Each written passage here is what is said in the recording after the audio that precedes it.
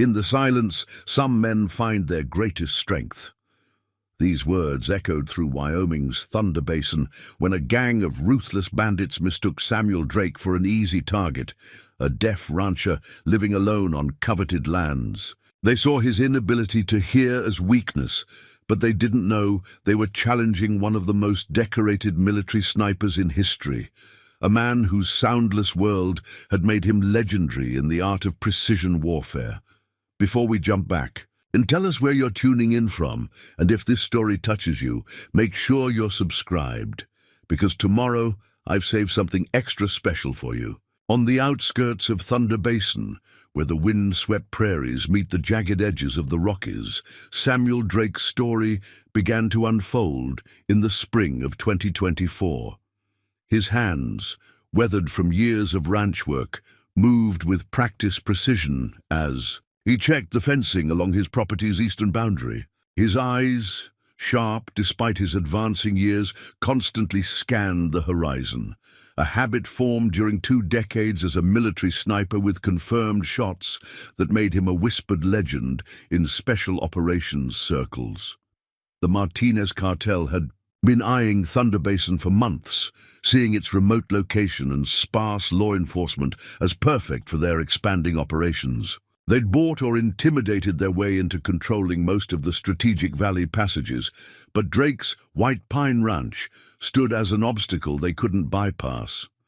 Its location commanded the only viable route through Thunder Basin's northern corridor, making it crucial for their plans. Sheriff Sarah Mitchell watched Drake's truck wind its way down the dusty road toward town, her coffee growing cold as she contemplated the changing dynamics in her jurisdiction.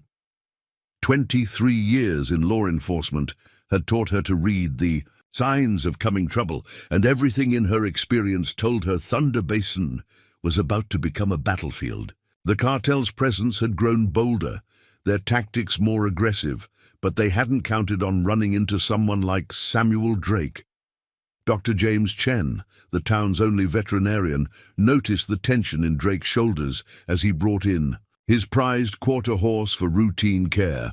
Through their written communications, Drake's preferred method of interaction, Chen had glimpsed depths in the rancher that others missed. The way Drake's eyes tracked movement, how he positioned himself. In rooms, the subtle signs that spoke of training far beyond typical military service. The first confrontation came on a Tuesday morning when 3 black SUVs pulled up to Drake's front gate. The cartel's representatives, led by Victor Ramirez, weren't subtle in their approach. They'd done their research, or so they thought. Their files showed Samuel Drake as a retired Army veteran, his hearing lost in combat, now running a modest ranch single-handedly. They saw his disability as leverage, assuming a man who couldn't hear would be easily intimidated. Drake stood on his porch, reading their body language as they approached. His years of training had taught him to see what others missed, to understand intention through movement, to read threat levels in the subtlest shifts of stance. The cartel men moved with the confidence of predators who'd never met real resistance, their hands casually close to concealed weapons. Quick pause here. If you're enjoying this story, take a moment to hit subscribe.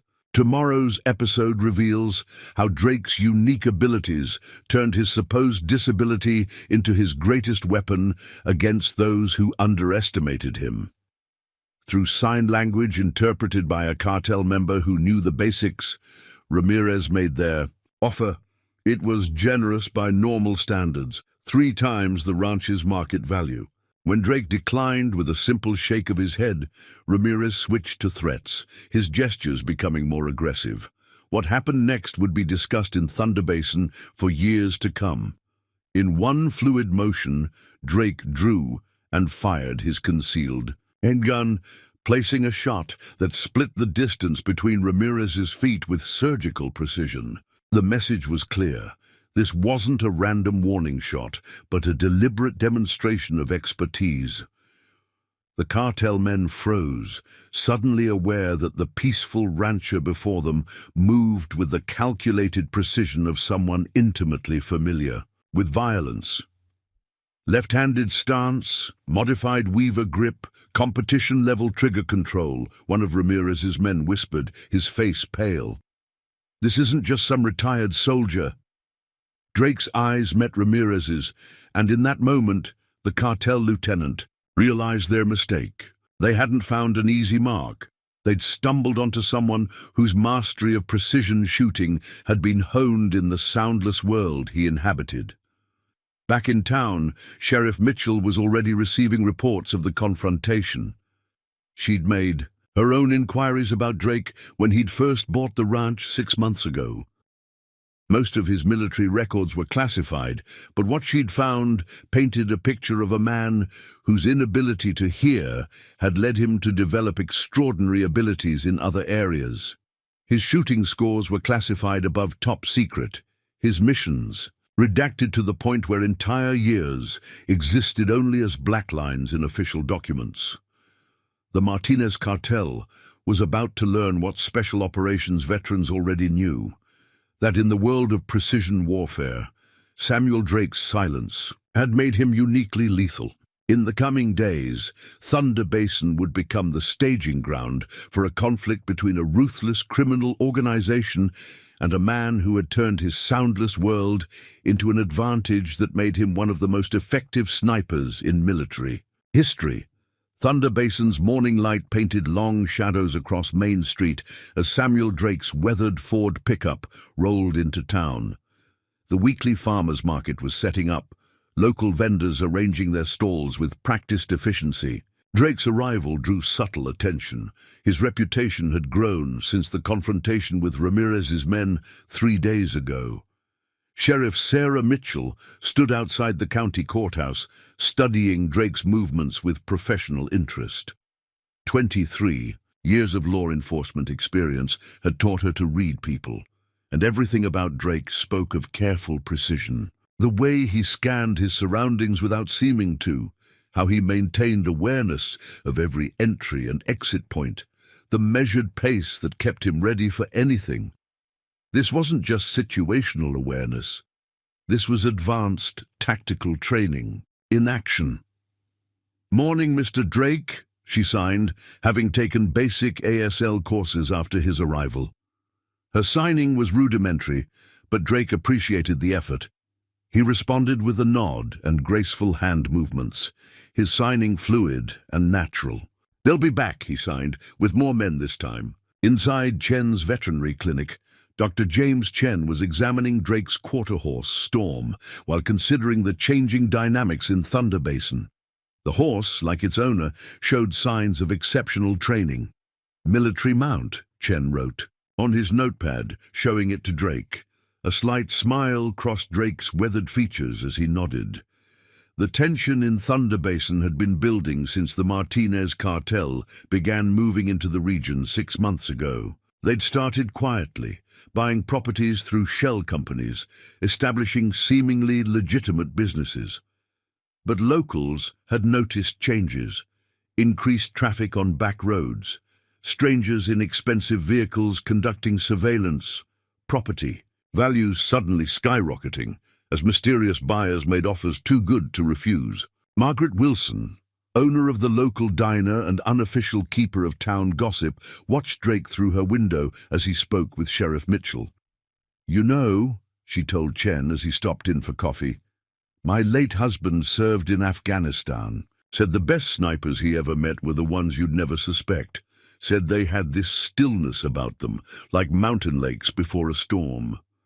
Drake's presence in town had an immediate effect on the cartel's operations. The usual intimidation tactics, men lounging menacingly outside businesses, late-night drive-bys, mysterious accidents befalling uncooperative property owners, suddenly ceased. Ramirez's demonstration of Drake's shooting abilities had made them cautious, and cautious criminals made mistakes. At the hardware store, Drake was selecting supplies when he noticed reflection movements in the security mirror. 3 of Ramirez's men trying to maintain surveillance without being obvious. Their attempts at subtlety would have been amusing. If they weren't so dangerous, Drake continued his shopping, his movements unhurried but purposeful. Quick pause. If you're enjoying this story of a unique defender standing against overwhelming odds, make sure to subscribe. Tomorrow's episode reveals how Drake's silent world gave him advantages his enemies never saw coming. Sheriff Mitchell had received concerning reports. The cartel was calling in specialists, men with military backgrounds and advanced tactical training. They'd learned from their first encounter with Drake and were adapting their approach. "They're bringing in professionals," she signed to Drake outside the store. His response was characteristically measured. Professionals are predictable. Predictable is vulnerable.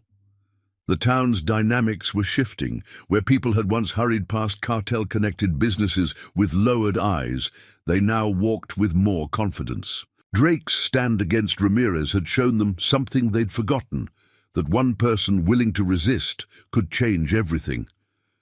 Dr. Chen, treating another of Drake's horses, found himself becoming a confidant of sorts. Their written conversations revealed layers to Drake that others missed. "In the silence," Drake wrote, "you learn to see what others miss. Every movement tells a story. Every vibration carries meaning. The cartel thinks my deafness is weakness because they don't understand. In my world, visual awareness isn't just helpful, it's survival." The afternoon brought more signs of the cartel's growing interest. Surveillance vehicles, poorly disguised as tourist rentals, appeared on roads overlooking Drake's ranch. Electronic intelligence gathering equipment was spotted being moved into recently acquired properties. They were preparing for something big. Local rancher Thomas Hawkins, whose property bordered Drake's, reported suspicious activity along the shared fence line. "Found sophisticated motion sensors hidden in the brush," he told Sheriff Mitchell. "Military-grade stuff. They're trying to map his movements." Drake, however, was setting up preparations of his own. His requests at the hardware store weren't random. Specific lengths of wire, particular types of springs, materials that could serve multiple purposes. Sheriff Mitchell recognized the pattern from her time in military police. Someone preparing defensive positions with professional expertise. The sun was setting over Thunder Basin when Drake finished his errands in town.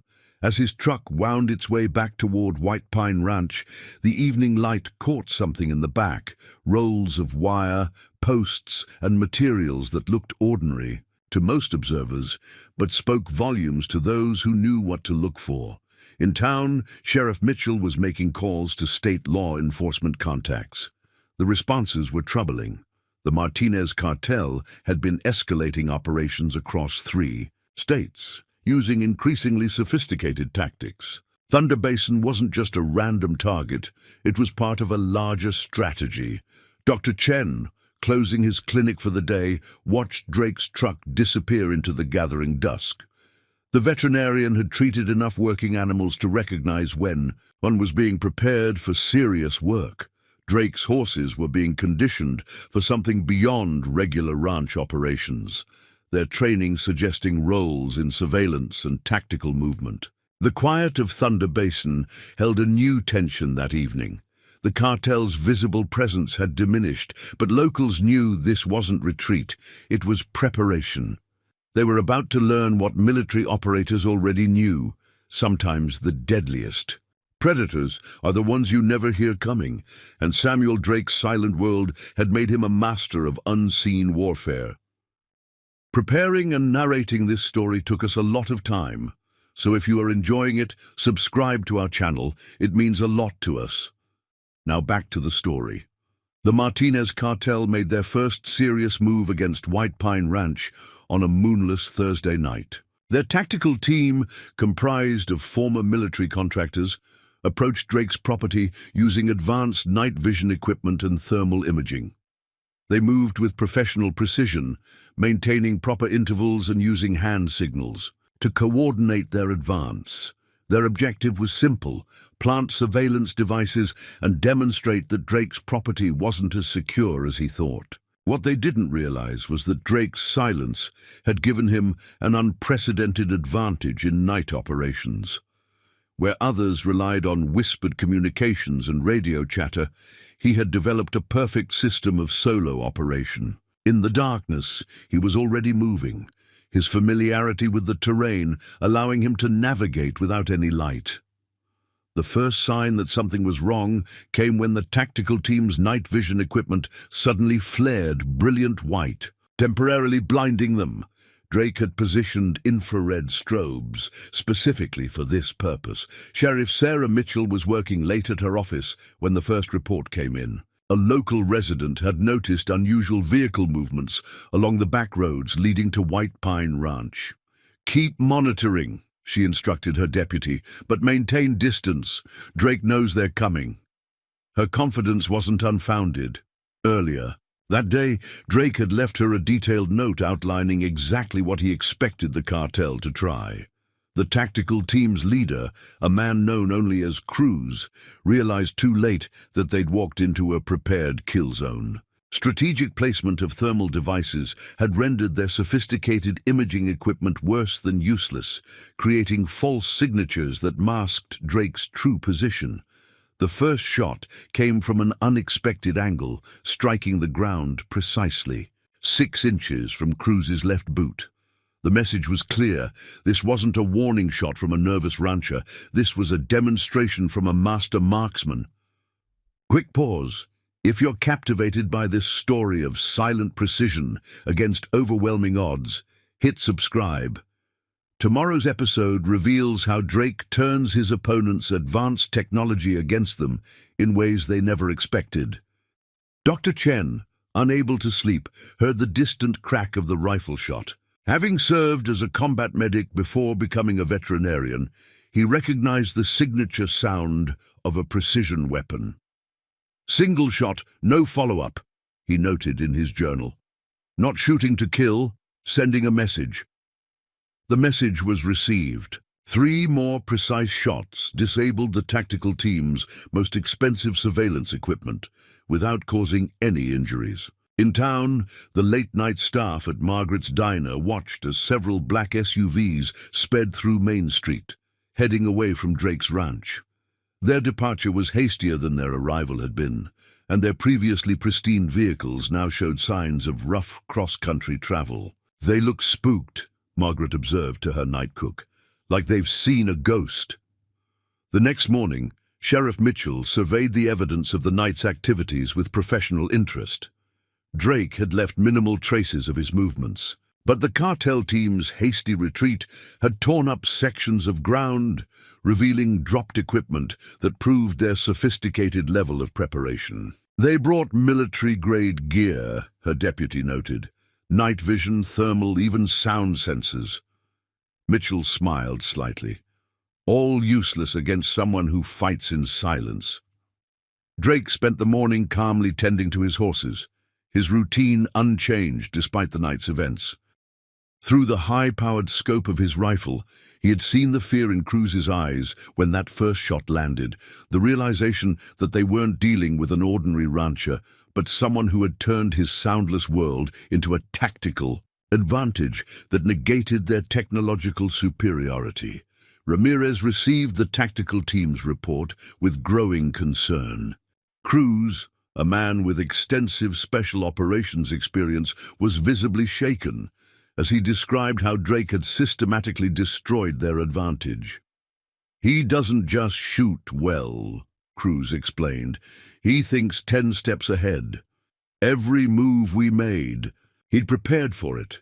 It's like he can see in the dark better than our best equipment." Dr. Chen arrived at White Pine Ranch that afternoon to check on Storm, finding Drake calmly replacing fence posts that had been damaged during the night's activities. Their written conversation revealed new depths to Drake's capabilities. "In complete darkness," Drake wrote, "everyone else is deaf too, but I'm used to operating without sound. It's my natural state." The cartel's response to their failed operation was swift but measured. Surveillance vehicles appeared at the edges of Drake's property, maintaining their distance but establishing a visible presence. Their message was clear. This wasn't over. Drake's response was equally clear. precision shots placed near each vehicle, demonstrating that no position they chose was beyond his reach. Sheriff Mitchell received a concerning report from state law enforcement. The Martinez Cartel had never failed to acquire a targeted property. Their standard escalation pattern suggested that professional intimidation would soon be replaced by more direct action. But as she watched Drake methodically check his rifle, his movements precise and unhurried, she wondered if the cartel understood what they were really facing. The sun set on Thunder Basin with new tension in the air. The cartel's failed operation had revealed something crucial. Drake's deafness, which they had considered a weakness to exploit, had actually forged him into something unique. A warrior who operated in perfect silence, whose mastery of soundless combat made him more dangerous than any opponent they had faced before. As darkness fell, both sides prepared for escalation, but only Drake truly understood how the coming conflict would unfold in his silent world. The Martinez Cartel's patience broke on a crisp Sunday morning when the sound of approaching helicopters shattered Thunder Basin's tranquility. Two unmarked black aircraft approached White Pine Ranch from different directions, maintaining altitude just high enough to avoid local radar detection. Inside, Carlos Martinez himself had arrived to handle what he viewed as an increasingly embarrassing situation. His organization had never failed to acquire a targeted property, and he wasn't about to let a deaf rancher become the first exception. Drake felt the helicopters before he heard them, the rhythmic vibrations through the ground reaching him as he worked in his barn. His hand moved to the concealed rifle case behind his workbench, but he waited, watching their approach through the barn's high windows. The cartel's show of force was meant to intimidate, but to Drake, it simply confirmed what he'd suspected. They were getting desperate. Quick pause. If this story of precision against power has captured your attention, hit subscribe now. Tomorrow's episode reveals how Drake's unique abilities turn this aerial assault into a lesson his enemies never forget. Sheriff Sarah Mitchell received the alert about unauthorized aircraft in her jurisdiction just as her phone lit up with a text from her contact in the FBI. The message was brief but alarming. Carlos Martinez himself had been spotted boarding a private helicopter 2 hours earlier.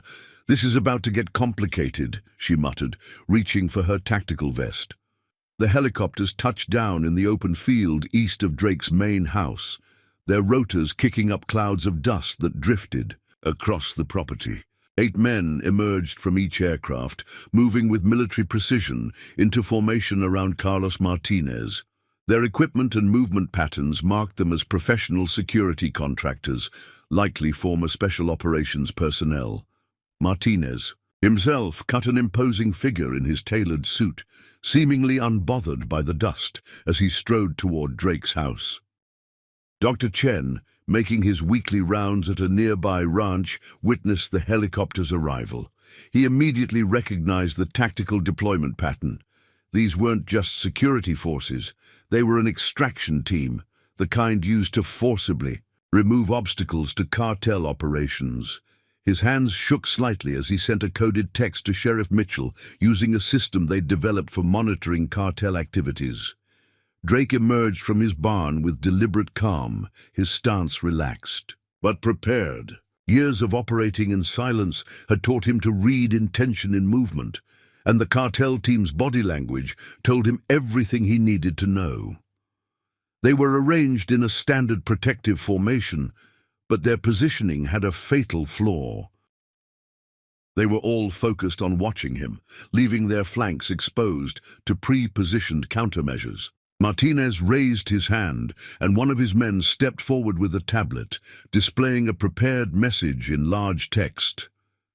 "Mr. Drake, your resistance, while impressive, ends today. Name your price."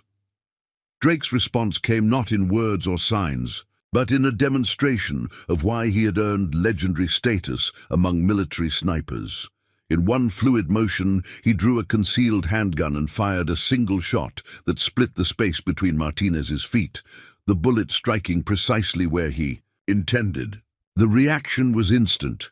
12 weapons snapped up, laser sights dancing across Drake's chest. But before any of them could fire, precision shots from hidden positions disabled their weapons with surgical accuracy. Drake hadn't been alone in the barn. He'd been manually activating a system of mechanically operated rifles, each pre-sighted to specific points. The cartel team found themselves holding useless weapons, their barrels precision-shot in a way that rendered them inoperable. Without causing injury to the holders, Martinez's face darkened with rage, but a new emotion crept in as he watched Drake calmly holster his handgun. Fear. This wasn't just expert shooting. This was a level of tactical preparation that spoke of extensive special operations experience. "He's not just deaf," one of Martinez's men whispered. "He's a ghost. Those shots, that's classified level precision, black ops stuff." Sheriff Mitchell arrived to find an unprecedented scene. Carlos Martinez and his security team standing motionless, their damaged weapons hanging useless at their sides, while Drake calmly leaned against his barn door. The message was clear. He could have ended this lethally at any moment, but had chosen not to. Mitchell's deputy whistled softly. "Never seen shooting like that," he murmured. "It's like he turned their own formation against them." The confrontation ended as abruptly as it began. Martinez, his customary arrogance shattered by the realization of what he was facing, retreated to his helicopter. But his parting glare at Drake carried a promise. This wasn't over. As the helicopters lifted off, Sheriff Mitchell approached Drake, who had already begun calmly collecting the damaged weapons for evidence. "They'll bring everything now," she signed. Drake nodded, his expression unchanged. He picked up his tablet and typed out a response that sent chills down Mitchell's spine. "That's exactly what I'm counting on. Sometimes the best trap isn't the one that catches them. It's the one that makes them expose themselves." As the sun climbed higher over Thunder Basin, the implications of the morning's events began to spread. The Martinez Cartel, accustomed to operating with impunity, had been publicly humbled by a single rancher. But those who knew the signs could see this wasn't the end. It was merely the beginning of a conflict that would reveal why Samuel Drake's silent world had made him one of the deadliest precision warfare experts in history. In the aftermath of the helicopter confrontation, Thunder Basin underwent a subtle transformation.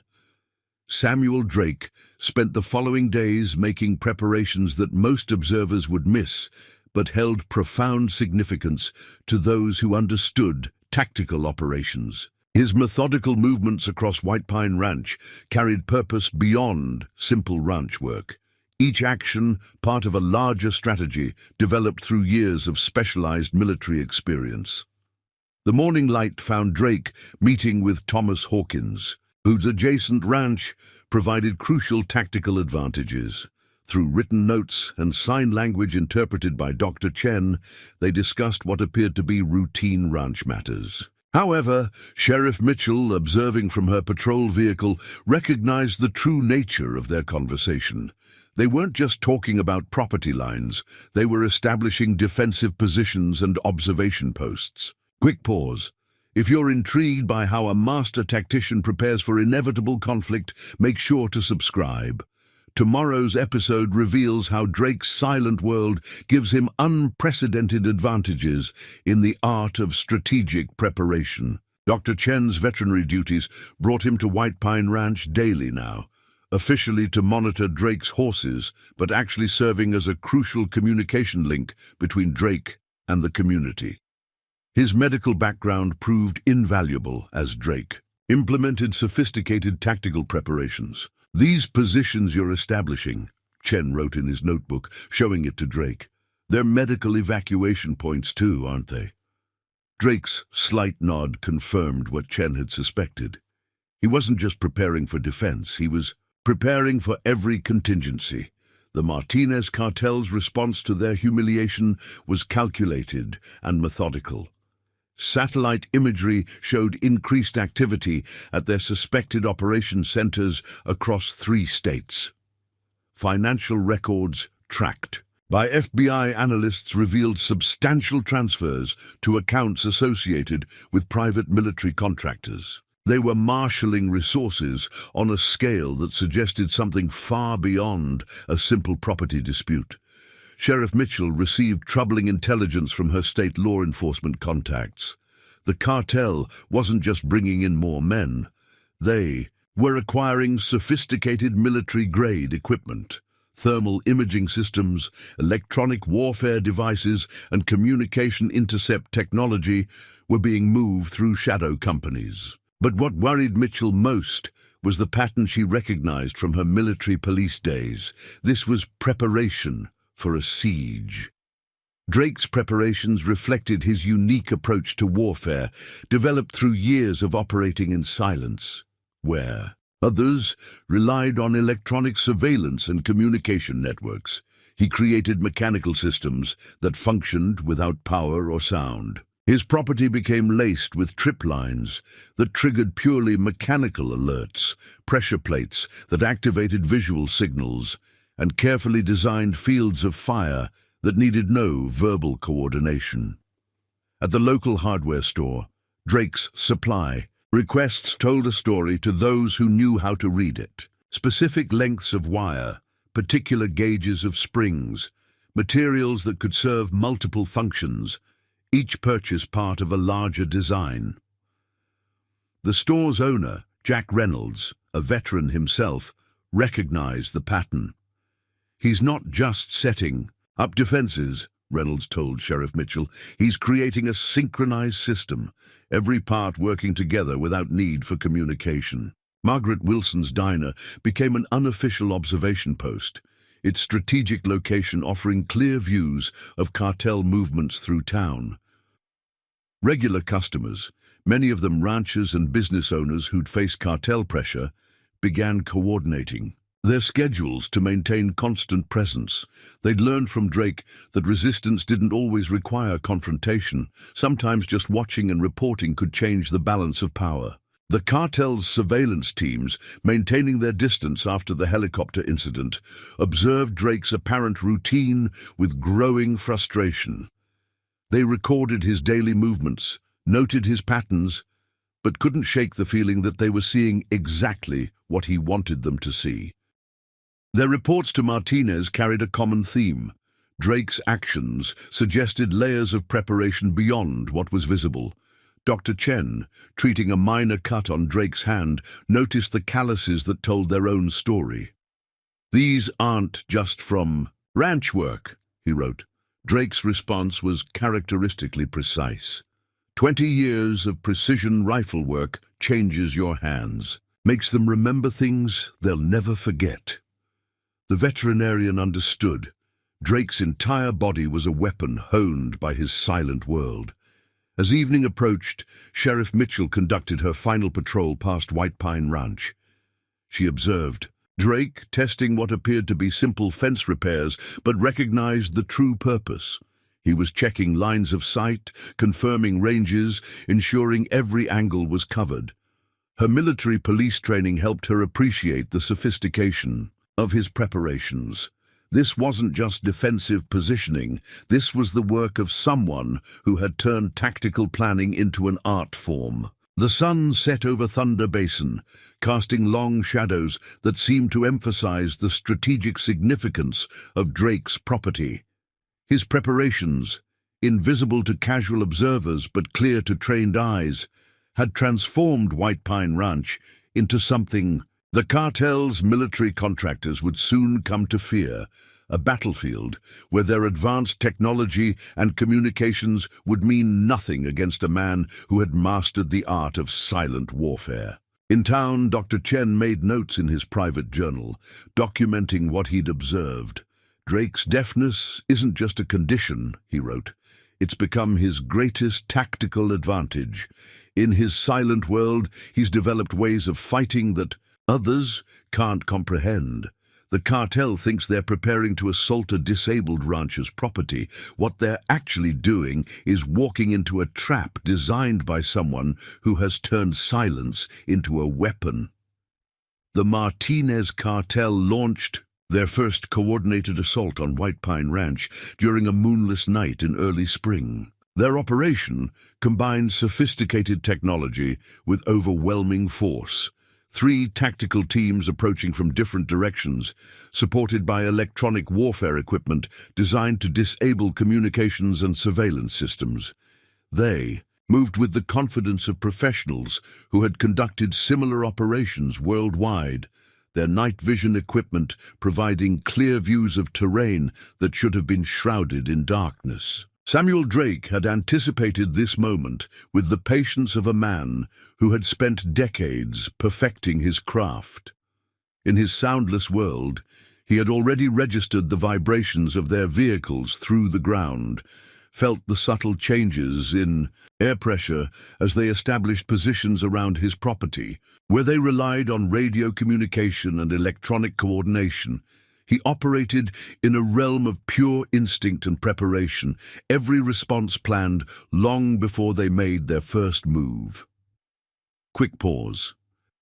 If you're captivated by this collision between modern technology and silent expertise, hit subscribe now. Tomorrow's episode reveals how Drake's unique abilities turn this sophisticated assault into a masterclass in tactical warfare. Sheriff Sarah Mitchell monitored the situation from her mobile command post, positioned just outside the potential conflict zone. Her military police experience told her that the cartel's approach was textbook perfect, which was exactly what worried her. They're following standard tactical doctrine, she told her deputy. Against Drake, that predictability is a weakness. The first sign that the operation wasn't proceeding as planned came when the tactical team's electronic warfare systems failed to detect any active security measures to disable. The ranch appeared completely dark, devoid of the electronic signatures. They expected.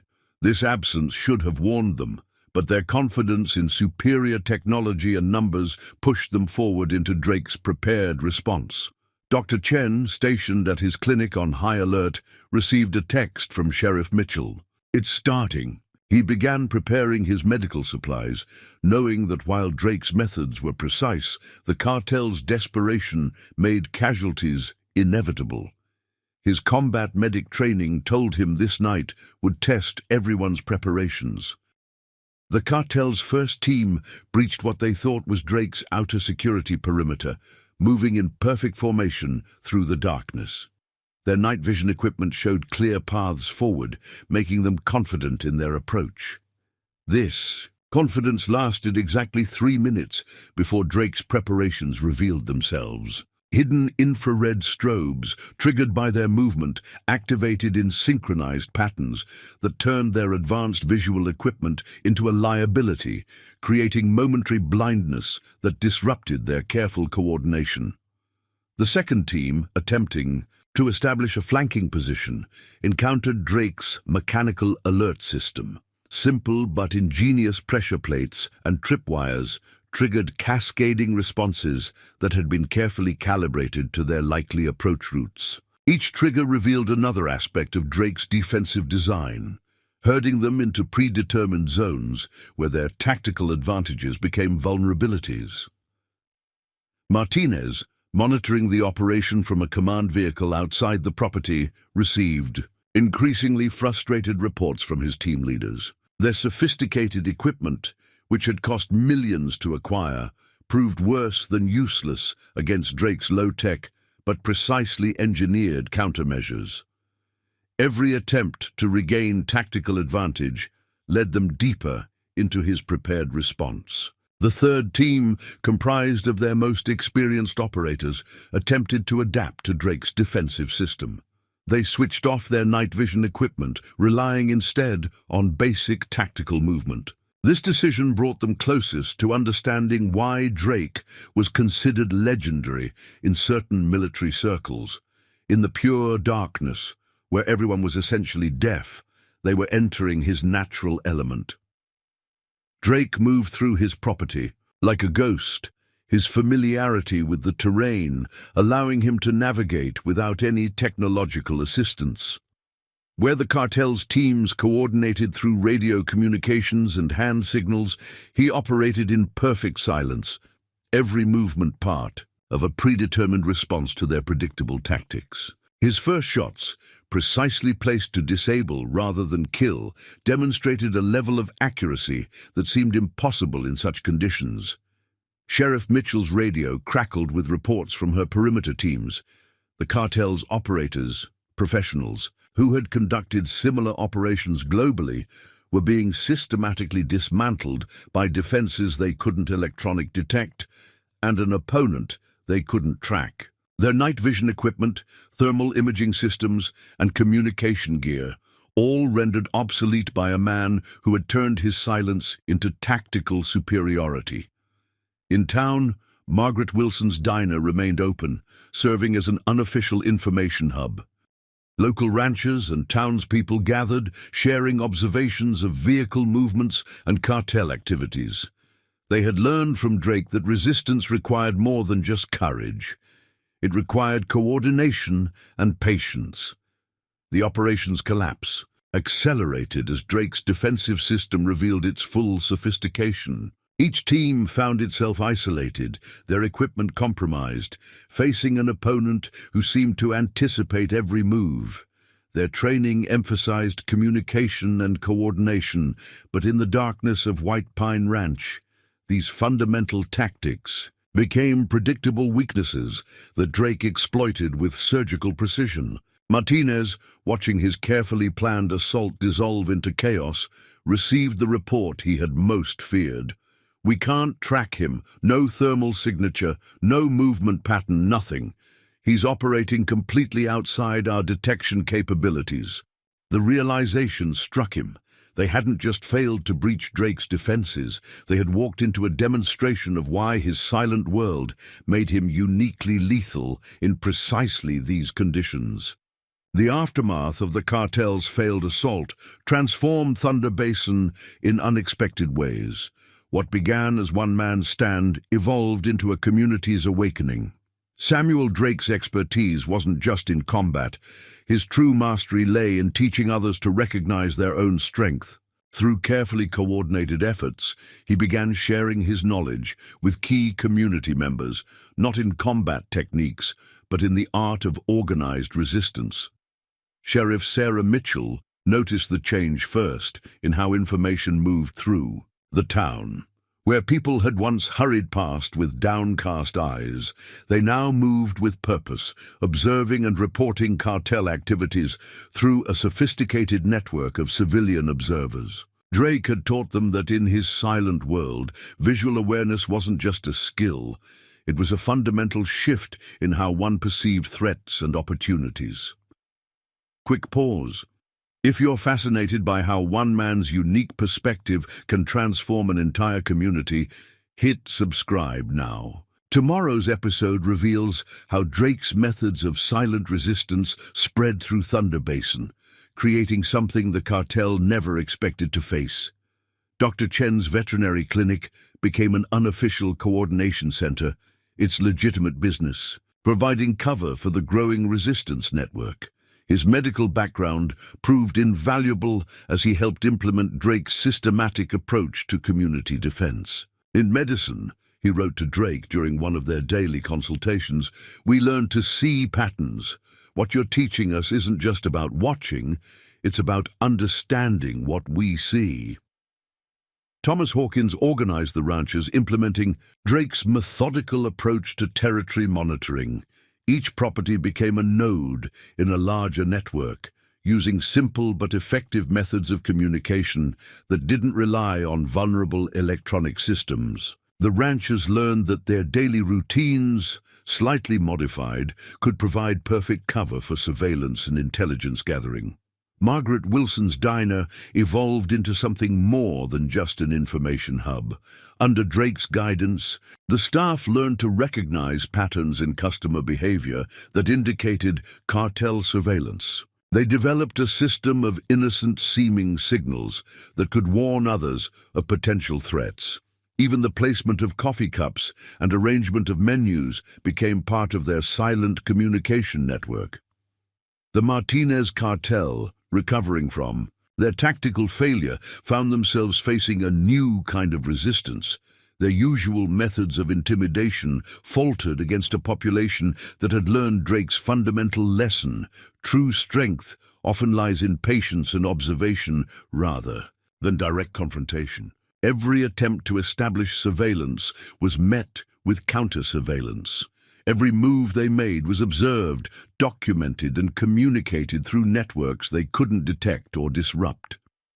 Sheriff Mitchell implemented Drake's systematic approach to law enforcement response. Her deputies learned to recognize the subtle signs that preceded cartel operations, allowing them to be positioned preventively rather than reactively. "Drake's teaching us to think differently," she told her team during a briefing. "In his world, you don't just react to what you hear, you learn to see what's coming before it arrives." Local business owners, under Drake's guidance, began modifying their security procedures. Jack Reynolds's hardware store implemented a system of mirror placement that provided perfect observation points while appearing purely decorative.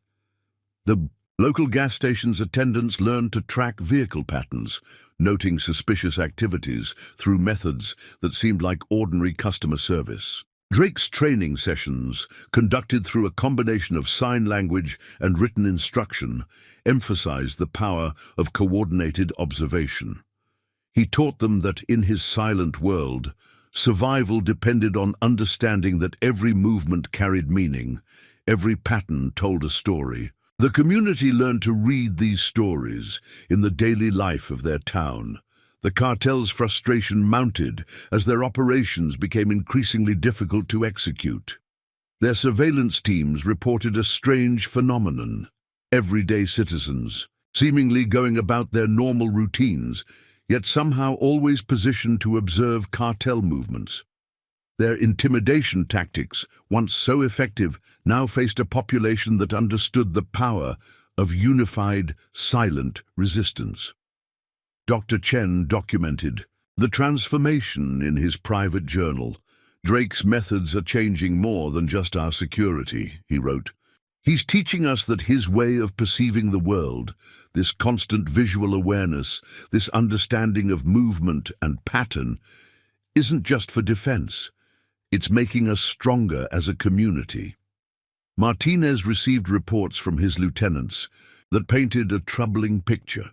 Thunder Basin had become what they called a hard target, a location where every operation faced organized resistance, not through direct confrontation, but through the community's coordinated awareness. Their tactical advantages meant nothing against a population that had learned to fight without fighting. As evening approached, Drake stood on his porch, observing the subtle signs of his training taking root. Ranchers, returning from their fields, maintained perfect observation positions without seeming to do so. Shop owners closing for the day positioned their security cameras using principles he had taught them. The town moved with a new awareness, each person playing their part in a larger system of resistance. Sheriff Mitchell, completing her evening patrol, recognized that Drake had given them something more valuable than tactical training. He had shown them that true security comes not from weapons or technology, but from a community united in purpose and aware of its own strength. The cartel, accustomed to facing individual resistance, now confronted something far more formidable, a population that had learned to think and act as one. The Martinez Cartel's professional contractors arrived in Thunder Basin with the quiet efficiency that marked them as elite operators. Their vehicles, unmarked but modified for tactical operations, entered the town in small groups over several days, establishing positions with practiced precision. These weren't ordinary mercenaries. Their movements and equipment spoke of extensive, special operations backgrounds, the kind of training that made them lethal in any environment. Samuel Drake observed their arrival through his precision scope, noting their dispersal patterns and equipment loadouts. Their presence represented a significant escalation, but to Drake, their professional training made them predictable. In his silent world, he had learned that the most dangerous opponents weren't those with the most sophisticated equipment, but those who could adapt to the unexpected. Quick pause. If you're intrigued by this collision between elite operators and silent expertise, make sure to subscribe. Tomorrow's episode reveals how Drake turns their professional training into their greatest weakness. Sheriff Sarah Mitchell received intelligence briefings that confirmed her worst fears. The contractors were from a private military company known for handling the cartel's most challenging operations. Their presence in Thunder Basin indicated that Martinez had abandoned any pretense of legitimate business interests. "They're running this like a military operation now," she informed Drake through written message. His response was characteristically measured. Good. Military thinking makes them predictable. The contractors' first moves demonstrated their expertise. They established surveillance positions using advanced electronic systems, deployed signal interception equipment, and began mapping patterns of movement throughout the town. Their approach was methodical and professional, exactly as their training dictated, and exactly as Drake had anticipated. Dr. Chen, treating a horse at the edge of Drake's property, noticed the sophisticated equipment being installed in seemingly abandoned buildings. His combat medic experience helped him recognize the setup. They were creating a tactical operations center, complete with medical support facilities. "They're preparing for a sustained operation," he wrote in his notebook, showing it to Drake. The rancher nodded, unsurprised. He had been preparing for this escalation since the beginning. The contractor's commander, a former Special Forces operator, known only as Richardson, established his headquarters in a renovated warehouse on the outskirts of town. His initial assessment of the situation was detailed and professional, but something about Drake's patterns troubled him. "His responses are too precise," Richardson reported to Martinez. "Every move we make feels like it's being anticipated and countered before we make it." Drake's preparations for this phase of the conflict revealed the depth of his tactical genius. Where the contractors expected to find electronic security systems they could compromise, they discovered mechanical triggers and purely physical alert mechanisms. Their sophisticated electronic warfare equipment, designed to disable modern security systems, proved useless against Drake's low-tech but precisely engineered defenses. The first direct confrontation came when a contractor team attempted to establish a forward observation post near White Pine Ranch. They moved at night, using state-of-the-art night vision and thermal imaging equipment. Drake's response demonstrated why his methods had become legendary in certain military circles. Without making a sound, he systematically disabled their equipment with precisely placed shots, turning their tactical advantage into a liability. Sheriff Mitchell observed the aftermath of the confrontation with professional interest. The contractors, all experienced combat veterans, appeared shaken. "He knew exactly where we would set up," one of them reported. "Every position we chose had been pre-sighted. It's like he was in our planning room." Mitchell understood then what Drake had been teaching them. In a world without sound, awareness becomes something deeper than just observation. Richardson's frustration grew as his teams reported similar experiences across their operational area. Their advanced technology, instead of providing an advantage, seemed to make them more vulnerable to Drake's countermeasures. Each attempt to establish tactical superiority was met with responses that seemed to anticipate their every move.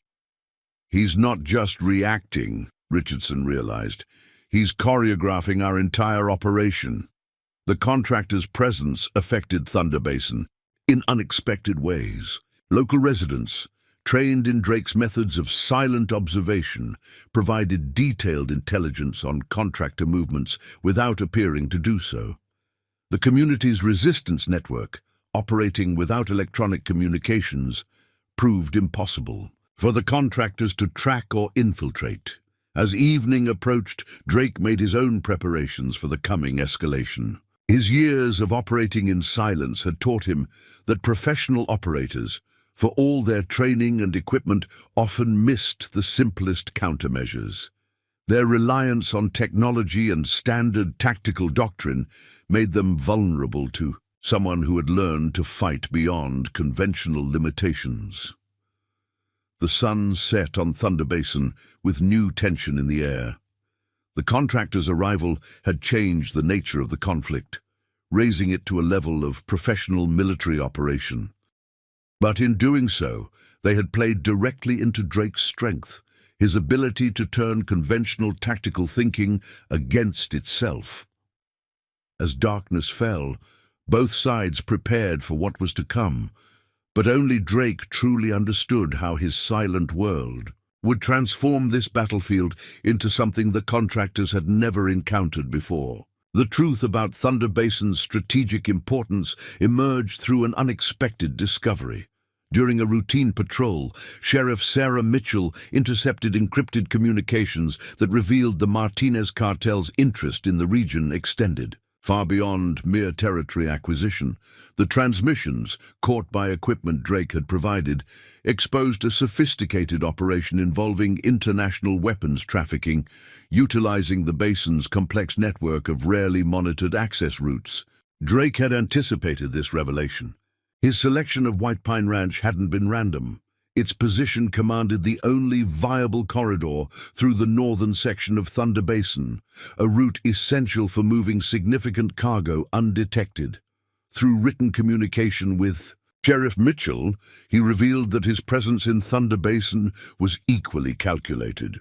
His mission, authorized at the highest levels of military intelligence, involved exposing and dismantling what intelligence agencies suspected was a major international arms trafficking network.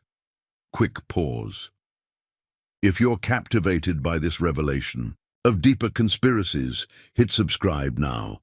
Tomorrow's episode reveals how Drake's silent warfare expertise proves crucial in exposing an international criminal network. Dr. Chen's involvement deepened when he discovered unusual medical supplies being moved through the contractor's support network. His military medical experience helped him recognize the significance. These weren't standard medical provisions, but specialized trauma kits designed for battlefield casualties. "They're preparing for something major," he wrote to Drake. "These are the same medical setups we used for large-scale military operations." The contractor's commander, Richardson, received new orders that reflected the operation's true scope. The encrypted directive from Martinez outlined Phase 2 of their mission, establishing a secure corridor for moving military-grade weapons through Thunder Basin. The sophisticated surveillance equipment they deployed wasn't just for monitoring. It was preparation for a major smuggling operation that would utilize the basin's natural features to avoid detection. Sheriff Mitchell's investigation revealed layers of corporate fronts and shell companies acquiring properties throughout Thunder Basin. Each purchase followed a strategic pattern, securing locations that could serve as waypoints for moving illegal cargo. The cartel's network proved more sophisticated than anyone had imagined, integrating legitimate businesses with criminal enterprises in ways that made detection nearly impossible through conventional means. Drake's response to this revelation demonstrated why he had been chosen for this mission. His methods of silent warfare weren't just tactical advantages. They were perfectly suited for exposing an operation that relied on remaining undetected. Through careful observation and strategic pressure, he began forcing the cartel to reveal more of their infrastructure than they intended. The town's resistance network took on new significance. as residents realized they weren't just protecting their community from intimidation, they were helping to expose an international criminal enterprise. Drake's training proved invaluable as civilian observers began noticing patterns in vehicle movements and business operations that suggested preparation for major cargo transportation. Richardson's professional assessment of the situation shifted dramatically as he understood the full scope of what they faced. Drake wasn't just defending his property, he was systematically forcing the cartel's operation into the open. "He's not trying to stop us," Richardson reported to Martinez. "He's making us expose our entire network every time we try to counter him." Dr. Chen's analysis of medical supply movements revealed another crucial detail. The equipment being stockpiled suggested preparation for handling injuries that might draw unwanted attention from legitimate medical facilities. "They're creating independent medical support," he wrote in his report to Sheriff Mitchell.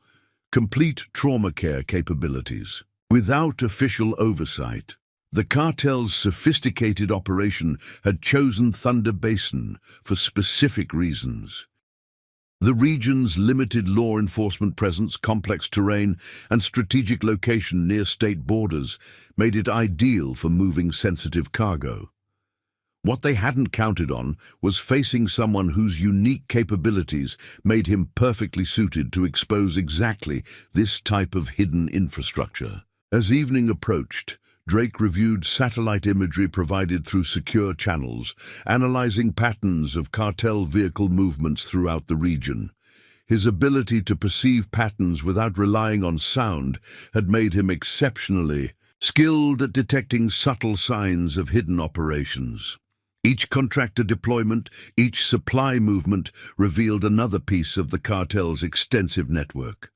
Sheriff Mitchell received confirmation from federal authorities that validated Drake's initial intelligence. The weapons trafficking operation extended across multiple states, using sophisticated methods to avoid detection.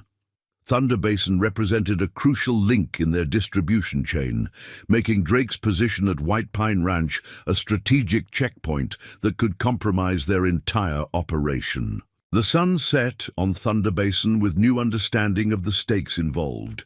What had appeared to be a local property dispute had evolved into exposure of an international arms trafficking operation. Drake's methods of silent warfare, developed through years of operating without sound, had created the perfect counterforce to an operation that depended on secrecy and misdirection. As darkness fell, both sides prepared for escalation, but the nature of the conflict had fundamentally changed. Thunder Basin faced its greatest test when the Martinez Cartel launched a coordinated assault designed to overwhelm both Drake's defenses and the community's resistance network. Multiple tactical teams, supported by sophisticated electronic warfare equipment, moved into position under cover of a spring storm. Their operation incorporated everything they'd learned from previous failures, or so they thought. What they hadn't realized was that Drake had been preparing for exactly this scenario. The storm that masked the cartel's approach played directly into Drake's tactical advantage. In conditions where visibility and communication were compromised, his lifetime of operating in silence made him uniquely effective.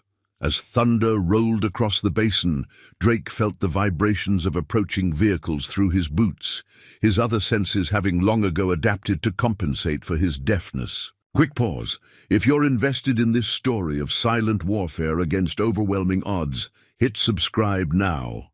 Tomorrow's episode reveals how Drake's unique abilities transform this massive assault into a masterclass in defensive operations. Sheriff Sarah Mitchell activated the emergency response network they'd prepared, but with a crucial difference. Instead of relying on radio communication, they implemented Drake's system of visual signals and mechanical alerts. The cartel's electronic warfare equipment, designed to disable modern communications, proved useless against methods that required no power or signal to function. Dr. Chen converted his veterinary clinic into an emergency medical center, implementing protocols Drake had helped develop. Local volunteers, trained in basic medical response, took positions throughout the town. They weren't just preparing for casualties, they were establishing a network of observation posts disguised as medical aid stations. The cartel's first wave hit prepared positions around White Pine Ranch, expecting to encounter sophisticated security systems they could disable. Instead, they found themselves facing Drake's mechanical defense network, tripwires activating purely physical responses, pressure plates triggering cascading alerts, and pre-sighted firing positions that needed no electronic coordination to be devastatingly effective. Richardson, commanding the operation from a mobile command center, watched in growing frustration as his tactical advantages dissolved. Their night vision equipment, thermal imaging systems, and communication gear all rendered either useless or actively dangerous by Drake's preparations. "He's not fighting our technology," Richardson realized. "He's making our own capabilities work against us." The community's resistance network proved its worth as the assault expanded. Thomas Hawkins coordinated the ranchers in implementing Drake's defensive strategies. Each property became a hardened position, using natural features and simple mechanical systems to channel cartel forces into prepared zones of disadvantage. Their years of working the land had given them intimate knowledge of terrain that no tactical map could provide. Margaret Wilson's diner became a crucial coordination point, its position allowing defenders to monitor multiple approach routes simultaneously. The staff, trained in Drake's methods of silent observation, provided real-time intelligence without any electronic emissions that could be detected or jammed. Even the placement of coffee cups in windows served as signals visible only to those who knew the code. Drake moved through the battlefield like a ghost, his lifetime of operating in silence making him nearly impossible to track. Where the cartel's forces relied on coordination through comms and tactical plans, he responded with an intuitive understanding of movement and position that required no communication. His precision shots, placed exactly where needed, demonstrated why he had become legendary in military circles. The cartel's sophisticated operation began to unravel as Drake's defensive system revealed its full complexity. Each attempt to gain tactical advantage led their forces deeper into prepared response zones. Their professional operators, accustomed to controlling the battlefield through superior technology and coordination, found themselves isolated and disoriented by defenses that operated on principles they couldn't counter. Sheriff Mitchell's deputies, positioned at key points throughout Thunder Basin, implemented containment protocols that Drake had helped develop. They didn't need to defeat the cartel's forces directly. They just had to maintain the integrity of the outer perimeter, allowing Drake's defensive system to systematically dismantle the assault from the inside out. The storm that had hidden the cartel's approach became another weapon in Drake's arsenal.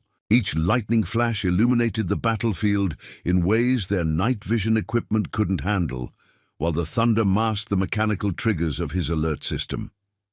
In conditions that should have crippled defense, Drake's silent world gave him unprecedented advantages.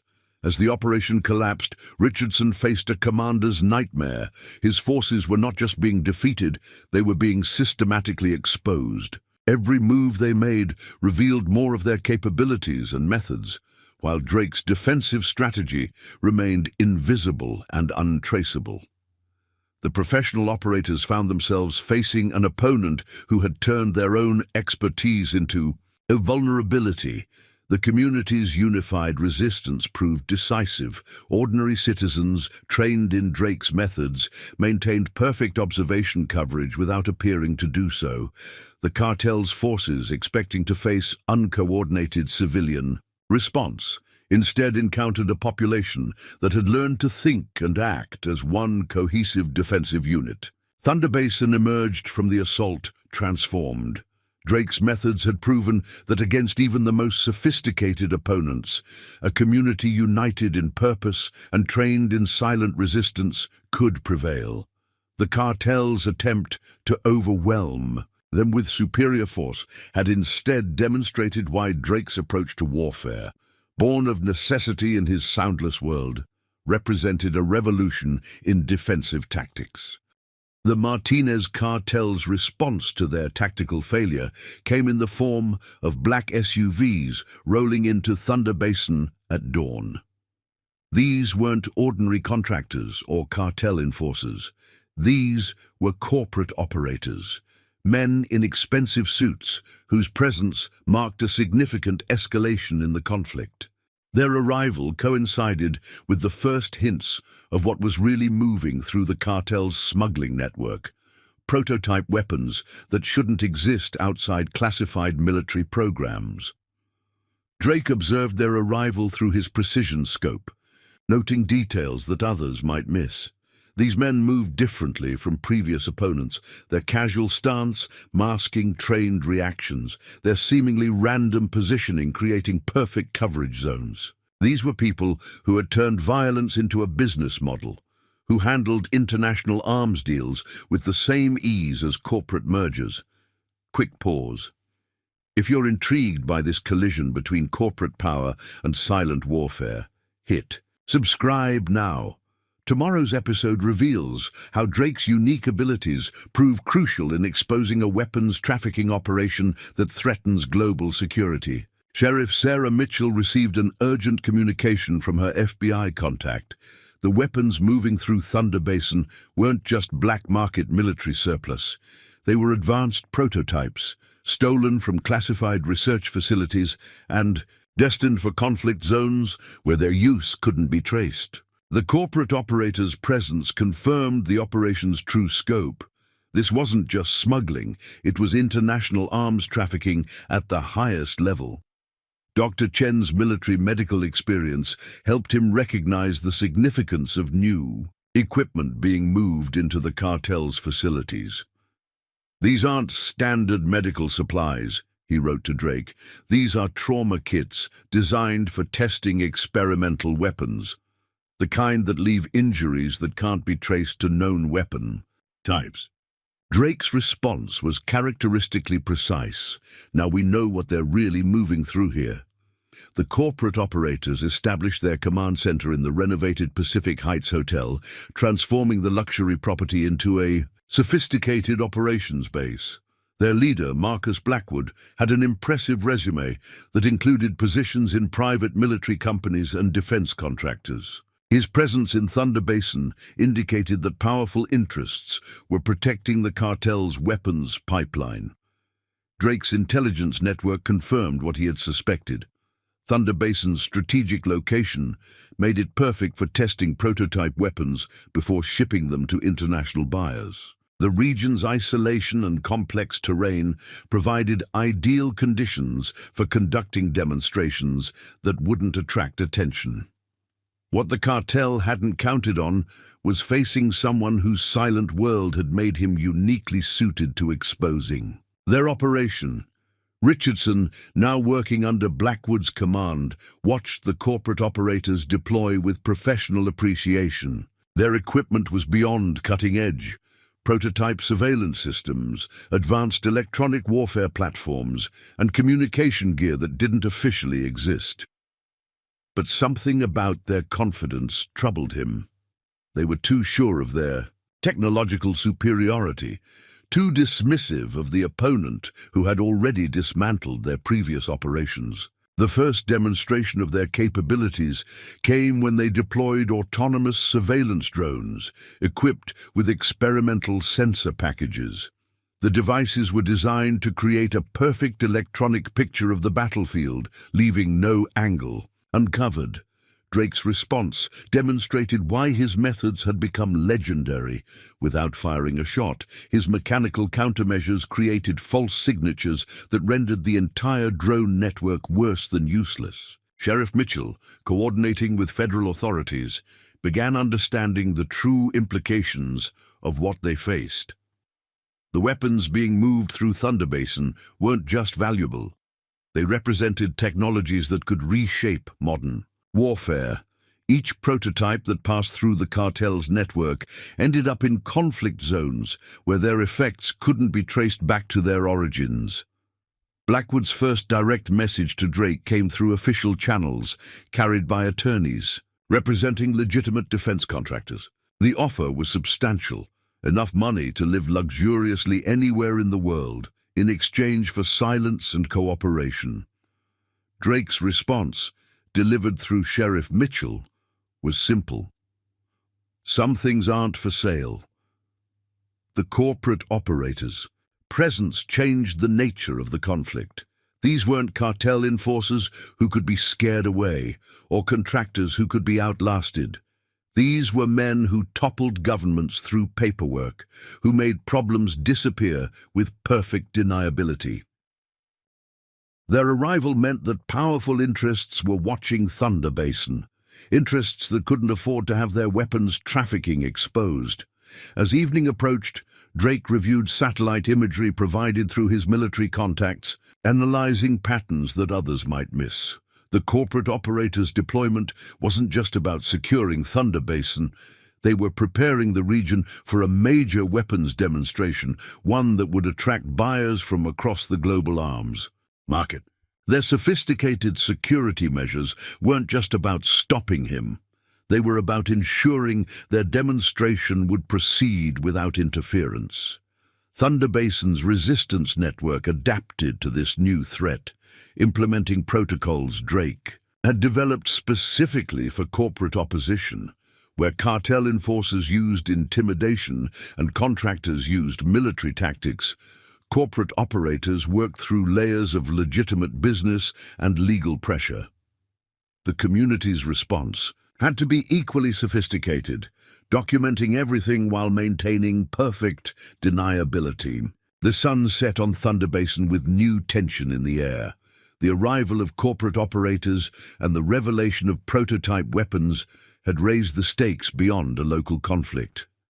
Drake's silent war wasn't just about protecting one town anymore. It was about exposing an international weapons trafficking network that operated under the cover of corporate legitimacy. As darkness fell, both sides prepared for a confrontation that would reveal why Drake's unique capabilities made him the perfect weapon against those who thought their power made them untouchable.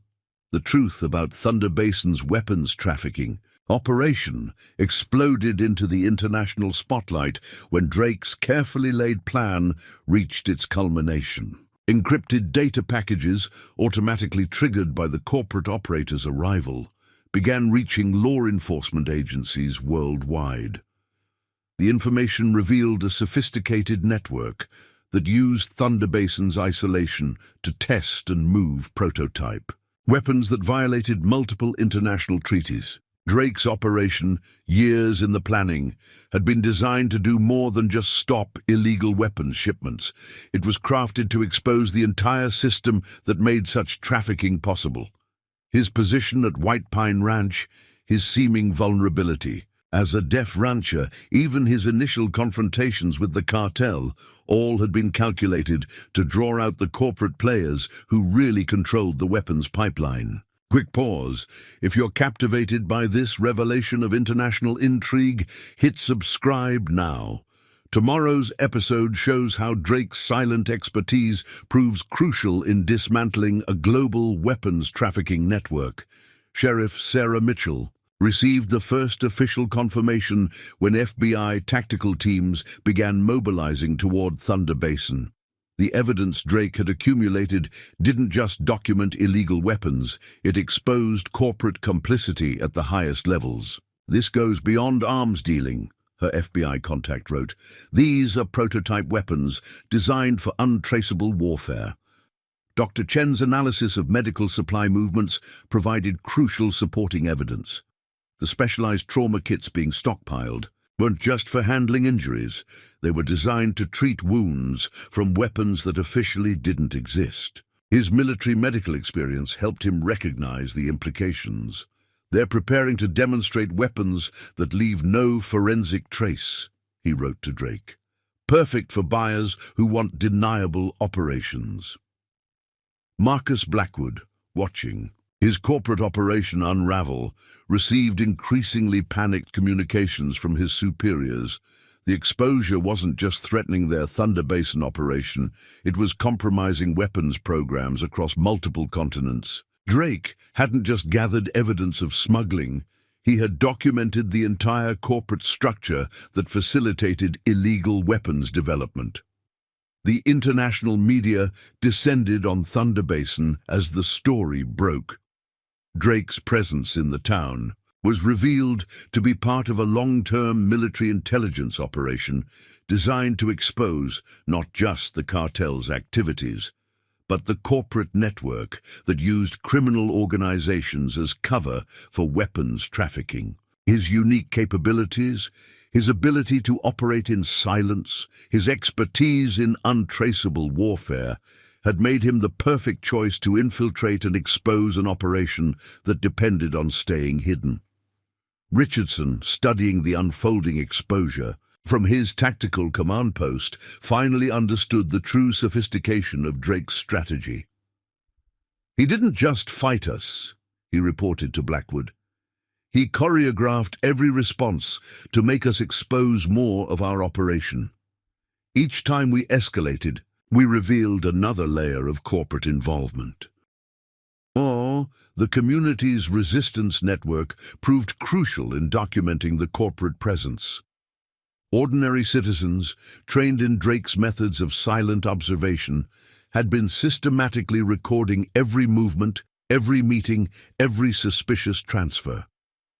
Their evidence, compiled over months, provided a devastating picture of corporate operators using Thunder Basin for illegal weapons demonstrations. Sheriff Mitchell coordinated with international law enforcement as evidence continued to emerge. The weapons being moved through Thunder Basin weren't random shipments, they were part of a sophisticated testing program. The region's isolation had made it perfect for demonstrating prototype weapons to buyers who needed deniability. Each piece of evidence exposed another connection between legitimate defense contractors and illegal arms trafficking. Blackwood's corporate team found their sophisticated operational security compromised by Drake's methodical approach to gathering evidence. Their encrypted communications, their shell companies, their careful layering of legitimate business over illegal operations, all of it had been documented in ways that couldn't be denied or buried. Drake's silent world had made him uniquely suited to observing and recording their activities without detection. The national security implications became clear as more evidence emerged. The weapons being tested in Thunder Basin represented next-generation military technology that had been stolen and modified for illegal sale. Drake's operation hadn't just exposed criminal activity, it had revealed a serious breach in classified weapons security. As evening approached, international news helicopters circled Thunder Basin, broadcasting images of corporate operators being led away by federal agents. Drake's strategy had worked perfectly. By allowing the operation to proceed while gathering evidence, he had exposed not just the immediate players, but the entire system that facilitated illegal weapons trafficking. Thunder Basin's transformation from quiet ranching community to center of an international weapons trafficking scandal demonstrated the effectiveness of Drake's approach to warfare. His methods, developed through years of operating in silence, had proven perfect for exposing operations that depended on secrecy and misdirection. The corporate operators had never understood that his deafness wasn't a weakness. It had made him the ideal weapon against their supposedly perfect system of deniable operations. The corporate response to their exposure came with devastating force. 3 synchronized explosions rocked Thunder Basin at midnight, one at the sheriff's office, another at the power station, and a third at Dr. Chen's veterinary clinic. The message was clear. They were abandoning subtlety for pure destructive power. Blackwood's operators, now acting with the desperate efficiency of men trying to bury evidence, launched a coordinated assault designed to eliminate both proof and witnesses. Drake had anticipated this reaction. His years of operating in silence had taught him that cornered opponents often resort to maximum force, making them predictable in their desperation. Each explosion targeted what the corporate operators thought were evidence storage locations, but Drake had already ensured all crucial documentation was secured and distributed through multiple channels. Quick pause. If you're gripped by this story of silent strategy versus corporate desperation, hit subscribe now. Tomorrow's episode reveals how Drake turns their desperate assault into their final undoing. Sheriff Mitchell had evacuated her, office hours before the explosion, acting on Drake's warning. When they realize exposure is inevitable, he had written, they'll try to bury everything, including us. Her deputies, positioned according to Drake's instructions, documented the corporate team's actions with perfect clarity, adding attempted murder to the growing list of charges. Dr. Chen's clinic, seemingly destroyed, revealed another layer of Drake's strategic thinking. The explosion damaged only the public areas, while the hardened basement facility containing backed-up evidence and emergency medical supplies remained intact. In my world, Drake had explained through written notes, you learn to keep what's important beyond reach. The corporate strike teams moved with lethal precision, their orders shifting from containment to elimination. These weren't just corporate operators anymore. These were clean-up specialists, men trained to make problems disappear permanently. They found themselves facing defenses designed specifically for this scenario, where Drake's expertise in silent warfare proved devastatingly effective. Richardson, watching the operation spiral into chaos, recognized the pattern too late. This isn't just about defending against us, he reported to Blackwood. Every move we make is being recorded, documented. He's making us prove our own guilt with every action we take. The realization came too late. Their desperate attempt at covering up evidence was only creating more proof of corporate criminality. The town's defensive network, prepared for exactly this type of assault, implemented Drake's contingency plans flawlessly. Each act of corporate violence was captured from multiple angles, while civilian observers, trained in Drake's methods, maintained perfect surveillance without exposing themselves. The corporate teams found themselves facing an invisible resistance that documented their every move. Blackwood received increasingly panicked messages from his superiors. Their attempt to bury evidence had backfired spectacularly, transforming a damaging exposure into an international incident. Every explosion, every assault, every attempt at elimination only proved the lengths to which corporate powers would go to hide their illegal weapons program. Drake moved through the chaos like a ghost, his lifetime of operating without sound making him nearly impossible to track. Where the corporate teams relied on radio communication and coordinated movements, he responded with precise, independent actions that required no electronic signatures to coordinate.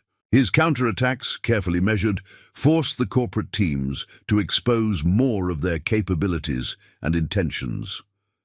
The community's resistance proved its worth as civilian observers, positioned throughout Thunder Basin, recorded every corporate action. Margaret Wilson's diner, converted into an emergency coordination center, maintained constant documentation of team movements. Thomas Hawkins and his ranchers secured crucial evidence while appearing to evacuate their properties. Thunder Basin's transformation from battleground to evidence-gathering operation demonstrated why Drake's methods had become legendary in military circles. Each corporate attempt at destruction was met with prepared responses that turned their own actions against them. Their sophisticated equipment, their tactical training, even their desperate violence, all of it became evidence of their guilt. As dawn approached, Blackwood faced the consequences of his failed operation. The corporate cleanup teams, meant to eliminate evidence, had instead provided proof of criminal conspiracy at the highest levels. Drake's strategy hadn't just anticipated their response, it had depended on it, using their own desperate actions to expose the full scope of corporate criminality. The morning light revealed a changed Thunder Basin. The corporate attempt at destruction had failed to eliminate evidence while creating an overwhelming body of proof, documenting their methods and intentions. Drake's silent warfare expertise had turned their own desperate response into the final evidence needed to dismantle their entire operation. The international response to Thunder Basin's exposure of corporate weapons trafficking hit like a tsunami. Law enforcement agencies from multiple countries descended on the small Wyoming town, while financial investigators worldwide began freezing accounts connected to the exposed network. The evidence Drake had methodically collected and distributed proved devastating, revealing connections between legitimate defense contractors and illegal weapons programs that spanned continents. Satellite news trucks lined Thunder Basin's main street as the story captured global attention. Corporate executives faced arrest across 3 continents, while financial markets reacted to the exposure of major defense contractors' involvement in illegal weapons development. Drake watched it unfold from his ranch, his silent world giving him a unique perspective on the chaos engulfing the corporate powers that had thought themselves untouchable. Quick pause. If you're fascinated by how one man's silent resistance triggered an international response, hit subscribe now. Tomorrow's episode reveals how Drake's strategy extends far beyond Thunder Basin. Sheriff Sarah Mitchell coordinated with federal authorities as international arrest warrants were executed. The evidence package Drake had assembled didn't just document illegal weapons, it exposed a sophisticated corporate structure designed to make illegal arms development appear legitimate.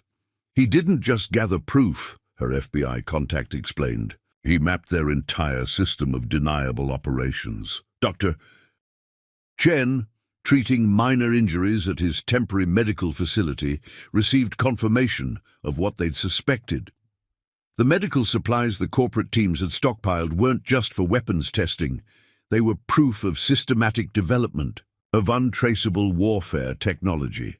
His military medical experience helped him recognize the implications. "These aren't random supplies," he wrote to Drake. "They're evidence of organized weapons testing on a scale nobody suspected." Marcus Blackwood, watching his corporate empire crumble, received notice after notice of assets being frozen and operations suspended.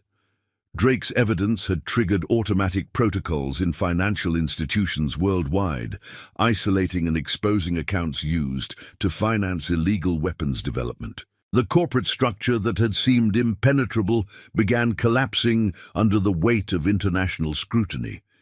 The community's resistance network proved crucial in documenting the final stages of corporate desperation. Civilian observers, trained in Drake's methods, recorded attempts to destroy evidence and intimidate witnesses. Each corporate action, meant to cover their tracks, only provided more proof of their guilt. Thunder Basin's residents had learned well.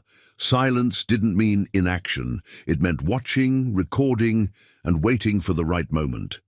Richardson, facing federal custody, made the decision that would help dismantle the entire network. His testimony confirmed what Drake's evidence suggested. Thunder Basin had been chosen as a testing ground for prototype weapons that violated international law. The region's isolation and limited law enforcement presence had made it perfect for demonstrating weapons that weren't supposed to exist. International media coverage transformed Thunder Basin from a small ranching community into a symbol of resistance against corporate corruption. Drake's methods, developed through years of operating in silence, had proven perfect for exposing operations that depended on secrecy and deniability. His strategy hadn't just stopped illegal weapons trafficking, it had revealed the corporate machinery that made such operations possible. Sheriff Mitchell received reports from law enforcement agencies worldwide as the investigation expanded. Each piece of evidence Drake had collected led to new revelations, new connections, new proof of corporate involvement in illegal weapons development. The network hadn't just used Thunder Basin, they had similar operations in remote locations across the globe, all now exposed by Drake's methodical documentation. The corporate response to their exposure proved ineffective against Drake's prepared countermeasures. Attempts to suppress evidence through legal means failed as multiple copies emerged through different channels. Their sophisticated system of deniable operations, designed to withstand conventional investigation, crumbled against evidence gathered by someone who had turned silence into an investigative advantage. Thunder Basin's transformation from battleground to international focus point demonstrated the effectiveness of Drake's approach to resistance. His methods, born of necessity in his silent world, had proven perfect for documenting and exposing operations that relied on remaining hidden. The corporate powers had never understood that his deafness wasn't a limitation. It had made him uniquely suited to observing and recording their activities without detection. As evening approached, international law enforcement continued arriving in Thunder Basin. Drake's strategic patience had paid off. By allowing the corporate operations to proceed while gathering evidence, he had exposed not just their immediate activities, but their entire global network. His silent warfare expertise had turned corporate confidence into vulnerability, using their own actions to prove their guilt. The sun set on a changed world as financial markets adjusted to the exposure of corporate criminality.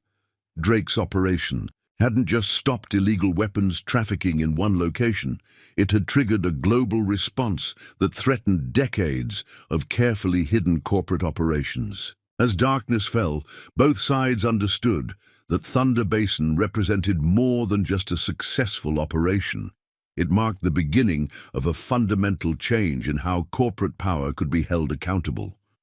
The corporate powers launched their final desperate assault on Thunder Basin with overwhelming force. Black helicopters appeared before dawn, carrying elite tactical teams equipped with prototype weapons from their own illegal programs. Their mission was simple but absolute: eliminate all evidence and witnesses, regardless of cost. What they didn't realize was that Drake had been waiting for exactly this moment, when their desperation would make them commit their full resources to one final catastrophic mistake. Drake felt the helicopters approach through vibrations in the ground long before others heard them coming. His years of operating in silence had taught him to read battlefield dynamics through senses others ignored. Each tremor, each subtle shift in air pressure told him precisely where the corporate forces were positioning themselves. This wasn't just tactical awareness. It was a perfect synthesis of his unique abilities and decades of combat experience. Quick pause, if you're riveted by this final confrontation between silent strategy and corporate power. Hit subscribe now. Tomorrow's episode reveals how Drake turns their desperate assault into their ultimate undoing. Sheriff Sarah Mitchell activated the last phase of Drake's defensive plan. The corporate forces, focused on their direct assault, missed the crucial detail. Every approach they could take had been prepared not just for defense, but for documentation. High-resolution cameras, secured in hardened positions, stood ready to record their every move. "They think they're here to bury evidence," she told her deputies. "Instead, they're about to create it." Dr. Chen, monitoring from his reinforced medical bunker, recognized the weapons the corporate teams carried. These weren't standard tactical equipment. They were the very prototypes the weapons program had been developing. In their desperation to eliminate evidence, they had brought the ultimate proof of their illegal operations right to Thunder Basin. His medical training told him what their deployment meant. They were ready to demonstrate these weapons' lethal capabilities. The corporate tactical teams moved with practiced precision, their formation perfect, their approach methodical. They had studied the terrain, planned for every conventional defense, prepared for any normal resistance. What they faced instead was Drake's lifetime of experience in turning silence into tactical advantage. Their sophisticated equipment, their coordinated movements, their superior numbers, all of it became vulnerability against someone who had mastered the art of soundless warfare. Drake's counter to their assault demonstrated why his methods had become legendary in military circles. Where they expected electronic security systems, they found mechanical triggers that needed no power to function. Where they looked for conventional defenses, they encountered systems designed to use their own technology against them. Each attempt to gain tactical advantage led them deeper into prepared kill zones, where their superior equipment became a liability. The community's resistance network proved its worth in ways the corporate forces never anticipated. Civilian observers, positioned, according to Drake's instructions, maintained perfect documentation of the assault. Every illegal weapon deployed, every attempt at elimination, every corporate overreach, all of it captured and transmitted through channels the attackers couldn't detect or block. Thunder Basin itself seemed to fight back as Drake's preparations revealed their full sophistication. Hidden positions turned familiar terrain into a maze of defensive advantages. The corporate team's night vision equipment, thermal imaging systems, and communication gear all rendered worse than useless by countermeasures Drake had spent months perfecting. Their attempted destruction instead became perfect evidence of their crimes. Sheriff Mitchell coordinated with federal authorities as the assault unfolded. Drake's strategy hadn't just been about defending against this attack, it had been about forcing the corporate powers to expose their full capabilities and intentions. Each prototype weapon they deployed, each illegal tactic they employed, added to the mountain of evidence against them. Their desperation to bury their crimes only served to prove them. The corporate command structure began to fracture as their operation collapsed. Teams found themselves isolated, their sophisticated equipment compromised, facing an opponent who seemed to anticipate their every move. Drake's silent world had given him advantages they couldn't counter. An ability to operate without communication, to coordinate defense through purely mechanical means, to turn their own technological superiority against them. Dawn broke over Thunder Basin to reveal the corporate forces in disarray. Their perfect assault plan had dissolved into chaos, their teams trapped in positions where their own weapons and equipment worked against them. Drake's strategy had transformed their overwhelming force into overwhelming evidence. Each position they took, each weapon they deployed, each tactic they employed, all of it documented and transmitted worldwide. As morning light filled the valley, the corporate powers faced the consequences of their desperate gamble. Their final assault, meant to bury evidence of their crimes, had instead provided the most damning proof yet. Drake's lifetime of operating in silence had created the perfect counter to their sophisticated operations. His deafness, which they had seen as vulnerability, had instead made him the ideal weapon against their supposedly perfect system of deniable warfare. The morning after the failed corporate assault, international authorities descended on Thunder Basin in force. Federal tactical teams secured the perimeter, while evidence collection units documented the aftermath of what would become known as the largest exposed corporate weapons trafficking operation in history. But the corporate powers had one final card to play. Their cleanup teams, specialists in eliminating evidence of illegal operations, moved into position with cold efficiency. Drake observed their arrival through his precision scope, noting the different way these operators carried themselves. These weren't tactical teams or corporate security. These were professional erasers, men whose entire careers focused on making evidence and witnesses disappear. Their vehicles, unmarked but heavily modified, carried specialized equipment designed for eliminating all traces of corporate involvement. Quick pause. If you're captivated by this collision between silent strategy and corporate desperation, hit subscribe. Tomorrow's episode reveals how Drake turns their attempt at elimination into the final proof of their crimes. Sheriff Sarah Mitchell received the warning through secure channels, just as the cleanup teams began establishing positions around Thunder Basin. "They're not here to fight," her FBI contact warned. "These are sanitization specialists. They eliminate everything, evidence, witnesses, entire communities if necessary." But Drake had anticipated this response, had prepared for it since the beginning. Dr. Chen, working from his backup medical facility, recognized the significance of new equipment being deployed by the cleanup teams. "These aren't ordinary disposal units," he wrote to Drake. "They're using military-grade material elimination systems, the kind designed to erase all traces of classified operations." Drake's response was characteristically measured. "Good. Every piece of equipment they bring is more evidence of what they're trying to hide." The cleanup teams moved with methodical precision, their operations following protocols developed through years of eliminating corporate liabilities. Their first targets were digital, sophisticated systems designed to locate and destroy electronic evidence.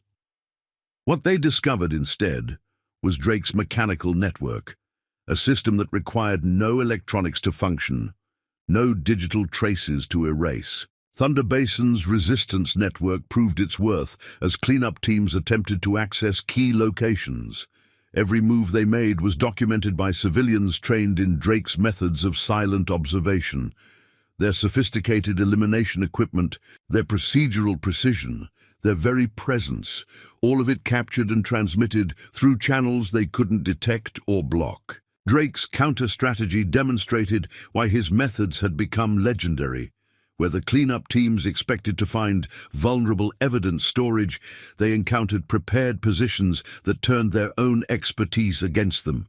Each attempt to eliminate proof of corporate crimes only created more documentation of their illegal activities. His silent world had given him perfect understanding of how to make their efforts at concealment become proof of conspiracy. The corporate command structure, watching their cleanup operation backfire, faced a devastating realization. Every specialized tool they deployed, every elimination protocol they implemented, every attempt at evidence destruction, all of it was being documented and transmitted worldwide. Drake hadn't just preserved evidence of their weapons program. He had turned their own cleanup efforts into proof of corporate criminality. Sheriff Mitchell coordinated with federal authorities. As the cleanup team's true capabilities became clear, their equipment and methods weren't just about destroying evidence. They represented a sophisticated system for eliminating all traces of corporate criminal activities. Drake's strategy had forced them to expose capabilities they had spent decades keeping hidden. The cleanup team's frustration mounted as they encountered Drake's defensive preparations. Their equipment, designed to eliminate all traces of operations, proved useless against mechanical systems that required no power to function. Every location they targeted had been prepared not just to resist their methods, but to document their attempts at elimination. As evening approached, the corporate cleanup operation collapsed into chaos. Teams trained to operate with perfect discretion found themselves exposed at every turn. Drake's lifetime of operating in silence had created the perfect counter to their methods of elimination. His deafness, which they had seen as vulnerability, had instead made him uniquely suited to exposing operations designed to remain hidden. The resolution of Thunder Basin's corporate weapons crisis unfolded with devastating precision as international law enforcement agencies coordinated their response. Federal teams, armed with Drake's meticulously gathered evidence, began executing arrest warrants across 3 continents. Corporate executives who had believed themselves untouchable found their empires crumbling As the full scope of their weapons trafficking operation came to light, Drake observed the systematic dismantling of corporate power from his ranch, watching through his precision scope as black SUVs carried handcuffed executives past his property. His silent world had given him unique advantages in exposing their operation, but the true victory lay in how the evidence had been distributed, too widely, too thoroughly to be buried or denied. Quick pause. If you're invested in this story of justice against corporate corruption, hit subscribe now. Tomorrow's episode reveals the full impact of Drake's silent warfare on international weapons trafficking. Sheriff Sarah Mitchell coordinated with multiple agencies as the investigation expanded beyond Thunder Basin. The weapons program hadn't just been about testing prototypes. It had revealed a systematic effort to develop and distribute untraceable warfare technology. Each piece of evidence Drake had gathered led to new revelations, new connections, new proof of corporate criminality at the highest levels. Dr. Chen's analysis of medical data provided crucial support to the international investigation. The specialized trauma kits the corporate teams had stockpiled told a darker story than anyone had suspected. These weren't just for handling testing accidents, he wrote in his report. They were preparing for systematic weapons demonstrations, expecting casualties that couldn't be traced to known weapon types. The corporate response to their exposure proved as devastating as Drake had anticipated. Board members turned on each other, executives rushed to make deals with prosecutors, and entire layers of management revealed secrets in exchange for leniency. The sophisticated network that had seemed impenetrable began collapsing from within, each revelation exposing deeper layers of corruption. Thunder Basin's transformation from battleground to international focus point demonstrated the effectiveness of Drake's strategy. His methods, developed through years of operating in silence, had proven perfect for documenting operations that depended on secrecy. The corporate powers had never understood that his deafness wasn't a limitation. It had made him uniquely suited to exposing activities designed to remain hidden. Federal investigators discovered the true scope of Thunder Basin's strategic importance. The region hadn't just been chosen for its isolation. Its unique terrain and limited oversight had made it perfect for testing weapons that violated international law. Drake's position at White Pine Ranch had given him perfect observation of their entire testing program, allowing him to document capabilities they had spent years denying. The community's resistance network proved crucial in the final stages of the investigation. Civilian observers, trained in Drake's methods of silent observation, provided detailed testimony about corporate activities. Their evidence, gathered over months of careful watching, helped establish patterns of behavior that proved systematic criminal intent. International financial investigators followed money trails that Drake's evidence had exposed. Corporate accounts, frozen assets seized, entire networks of shell companies revealed. The weapons program's financial structure collapsed as thoroughly as its operational security. The corporate powers discovered that decades of careful hiding meant nothing against evidence gathered by someone who had mastered the art of silent observation. Sheriff Mitchell received confirmation that changed everything. The weapons being tested in Thunder Basin weren't just prototypes. They represented next-generation military technology that had been stolen and modified for illegal distribution. Drake's operation hadn't just exposed criminal activity, it had revealed a serious breach in national security that reached into the highest levels of corporate defense contracting.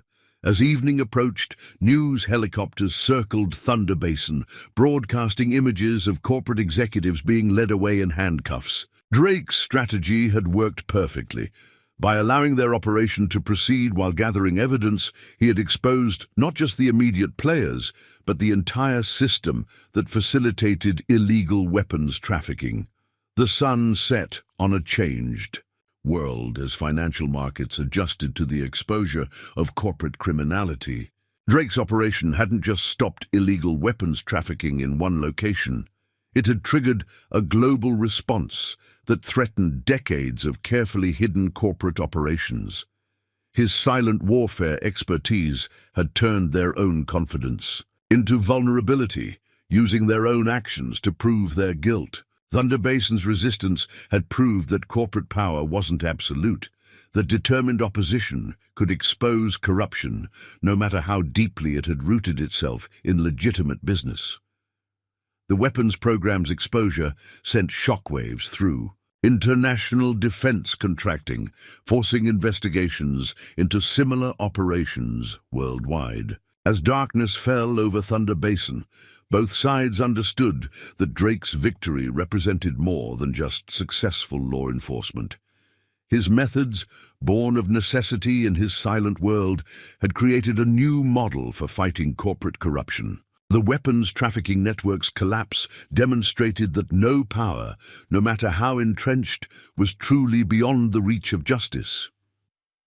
Thunder Basin's transformation in the year following the weapons trafficking exposure became a model for communities fighting corporate corruption worldwide. Samuel Drake's methods of silent resistance spread far beyond Wyoming's borders, inspiring similar operations against illegal weapons programs across multiple continents.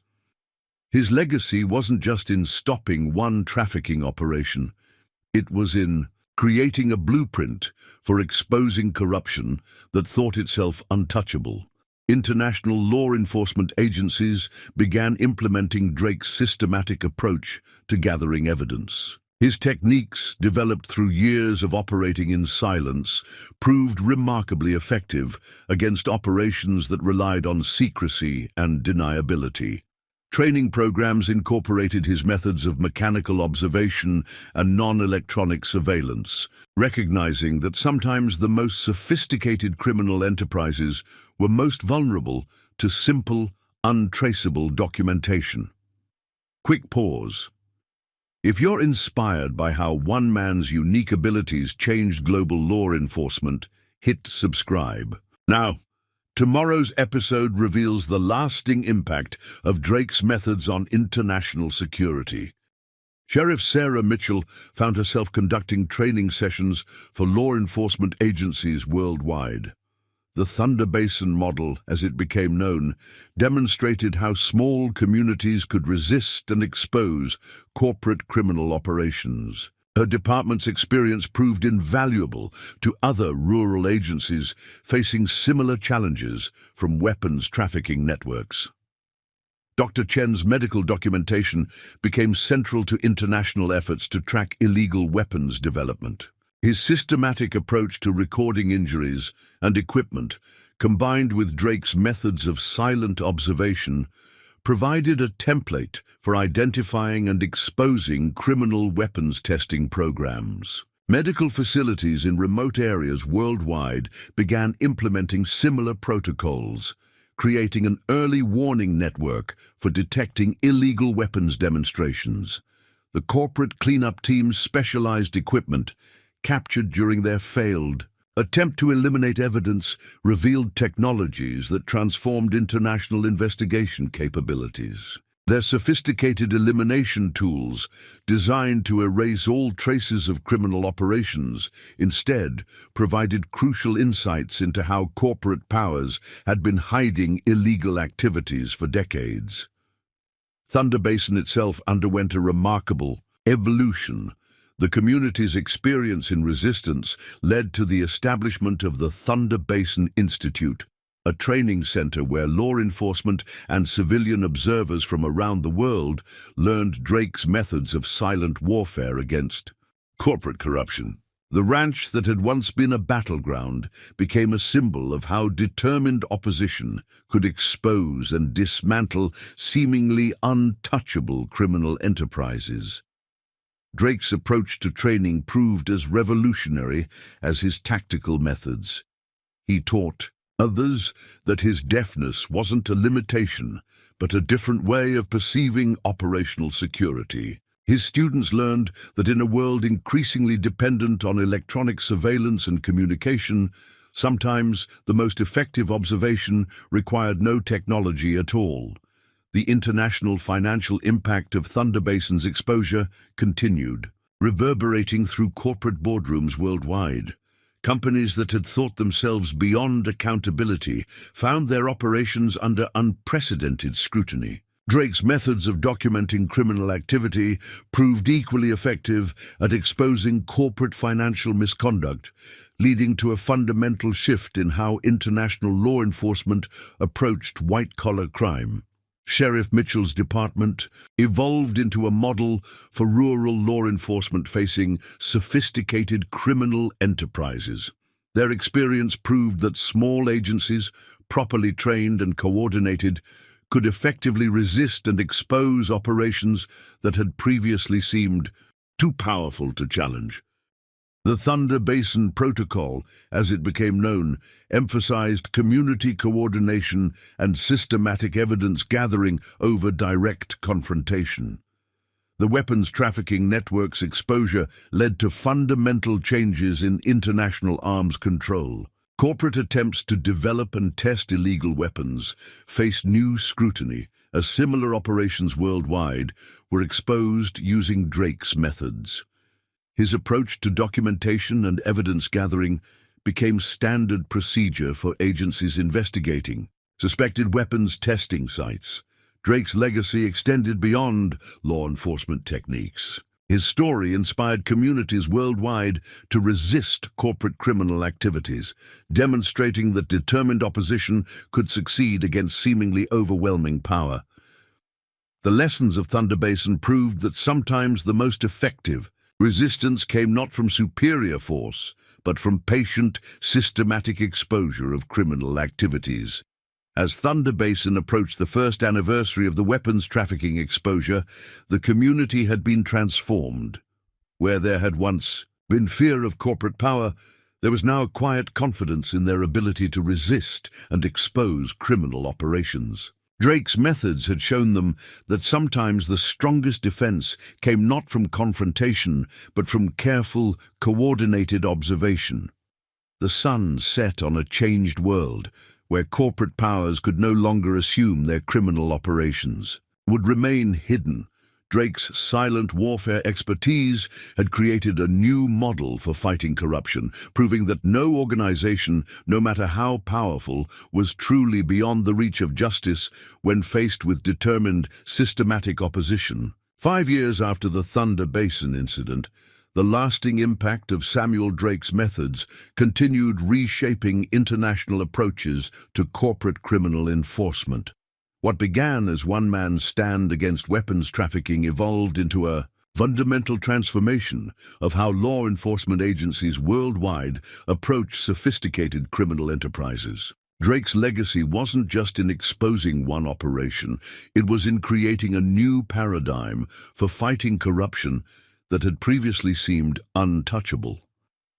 The Thunder Basin Institute, established in the aftermath of the weapons trafficking exposure, developed into a premier international training center. Law enforcement agencies from over 40 countries sent representatives to learn Drake's systematic approach to silent warfare against corporate corruption. His methods, born of necessity in his soundless world, proved remarkably effective against criminal operations that relied on technological sophistication and corporate deniability. Quick pause. If you're inspired by the lasting impact of silent warfare against corporate corruption, hit subscribe now. Our next series reveals how Drake's methods continue transforming international law enforcement. Sheriff Sarah Mitchell, now serving as the Institute's executive director, implemented comprehensive training programs that extended far beyond traditional law enforcement techniques. Her department's experience demonstrated that effective resistance to corporate criminal enterprises required more than just tactical expertise. It demanded a fundamental shift in how communities approached organized opposition to corruption. Dr. Chen's medical documentation protocols became standard procedure, for international agencies investigating suspected weapons testing sites. His systematic approach to recording and analyzing evidence, combined with Drake's methods of silent observation, provided crucial tools for exposing illegal weapons development programs worldwide. Medical facilities in remote locations implemented similar protocols, creating an early warning network that proved remarkably effective at detecting criminal weapons testing operations. Thunder Basin itself transformed into a model community for corporate crime resistance. Local businesses implemented sophisticated observation protocols while maintaining seemingly normal operations. The rancher's network, originally developed for monitoring cartel activities, evolved into a comprehensive system for detecting and documenting suspicious corporate movements throughout the region. Drake's approach to training emphasized that technological sophistication often created vulnerabilities in criminal operations. His students learned that in an age of increasing electronic surveillance and digital communication, sometimes the most effective countermeasures required no technology at all. The success of his methods led to fundamental changes in how law enforcement agencies approached evidence gathering against corporate criminal enterprises. International financial investigators continued discovering new applications for Drake's systematic approach to exposing corruption. His methods proved equally effective against sophisticated financial crimes, leading to the exposure of multiple corporate criminal networks that had previously seemed immune to conventional investigation. The Thunder Basin Protocol became standard procedure for agencies investigating suspected corporate criminal activities. The weapons trafficking network's exposure triggered lasting changes in international arms control enforcement. Corporate attempts to develop and test illegal weapons faced unprecedented scrutiny, as similar operations worldwide were exposed using Drake's methods. His approach to documentation and evidence gathering transformed how regulatory agencies approach suspected violations of international weapons conventions. Sheriff Mitchell's department evolved into a training center for rural law enforcement. Agencies facing sophisticated criminal enterprises. Their experience proved invaluable to small departments worldwide, demonstrating that limited resources didn't preclude effective resistance to corporate criminal operations. The Thunder Basin model emphasized community coordination and systematic evidence gathering over direct confrontation. Drake himself continued refining and developing his methods, working with international agencies to adapt his techniques for different operational environments. His unique perspective, shaped by years of operating in silence, proved remarkably effective at identifying vulnerabilities in seemingly impenetrable corporate criminal enterprises. His legacy extended far beyond the original weapons trafficking exposure, creating lasting changes in how law enforcement approached sophisticated criminal operations. The Thunder Basin Institute's training programs expanded to include civilian observers from communities worldwide facing similar challenges. Drake's methods demonstrated that effective resistance to corporate criminal activities required more than just law enforcement. It demanded coordinated community involvement and systematic documentation of suspicious activities. As the sun set on another day in Thunder Basin, the lasting impact of Drake's methods continued reshaping international approaches to fighting corporate corruption. His silent warfare expertise had created more than just a new model for law enforcement. It had demonstrated that determined, systematic opposition could expose and dismantle criminal enterprises that had previously seemed beyond the reach of justice. The transformation of international law enforcement practices stood as testimony to the effectiveness of Drake's approach.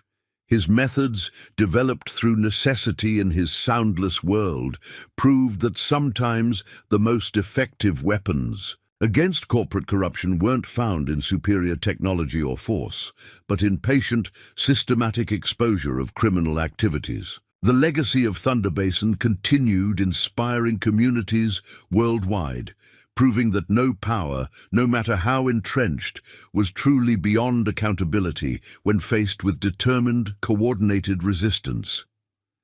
A decade after the Thunder Basin incident, Samuel Drake's impact on international law enforcement had evolved beyond tactical methodology into a comprehensive philosophy of systematic resistance against corporate corruption. The Thunder Basin Institute, now recognized globally as the premier center for training in silent warfare techniques, had graduated over 10,000 law enforcement and civilian observers from 63 countries.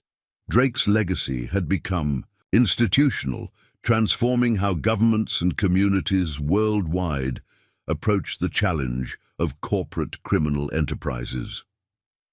The Institute's headquarters, expanded from the original White Pine Ranch facilities, stood as a testament to the enduring relevance of Drake's methods. Modern training facilities incorporated both traditional classrooms and sophisticated simulation environments, while carefully preserving the original mechanical defense systems that had proved so effective against corporate weapons traffickers. These preserved installations provided invaluable hands-on training opportunities for new generations of observers and investigators. Quick pause. If you're inspired by how one man's methods revolutionized global law enforcement, hit subscribe now. Our next series explores the worldwide impact of the Thunder Basin Protocol in modern corporate crime prevention. Sheriff Sarah Mitchell, having served as the Institute's executive director for 8 years, developed comprehensive programs that integrated Drake's silent warfare techniques with modern law enforcement technologies. Her approach demonstrated that while electronic surveillance and digital communication provided valuable tools, the fundamental principles of patient observation and mechanical documentation remained crucial for exposing sophisticated criminal enterprises. Dr. Chen's medical documentation system evolved into an international standard for detecting and tracking illegal weapons development. Medical facilities worldwide implemented his protocols, creating a global network capable of identifying suspicious injury patterns that might indicate criminal weapons testing. His systematic approach to evidence gathering, combined with Drake's methods of silent observation, provided early warning capabilities that proved invaluable for preventing illegal weapons proliferation. Thunder Basin itself became a living laboratory for community-based resistance to corporate criminal activities. Local businesses operated sophisticated observation networks while maintaining normal operations, demonstrating how everyday commercial activities could provide perfect cover for systematic surveillance of suspicious corporate movements. The ranch's network expanded into a regional monitoring system that proved remarkably effective at detecting and documenting corporate criminal operations.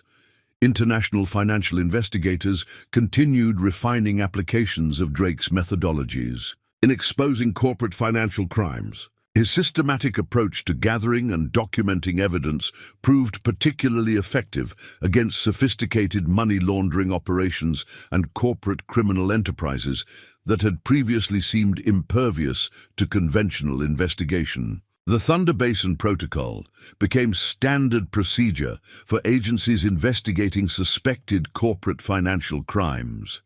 Drake himself, though retired from active operations, continued consulting with international agencies on particularly challenging cases.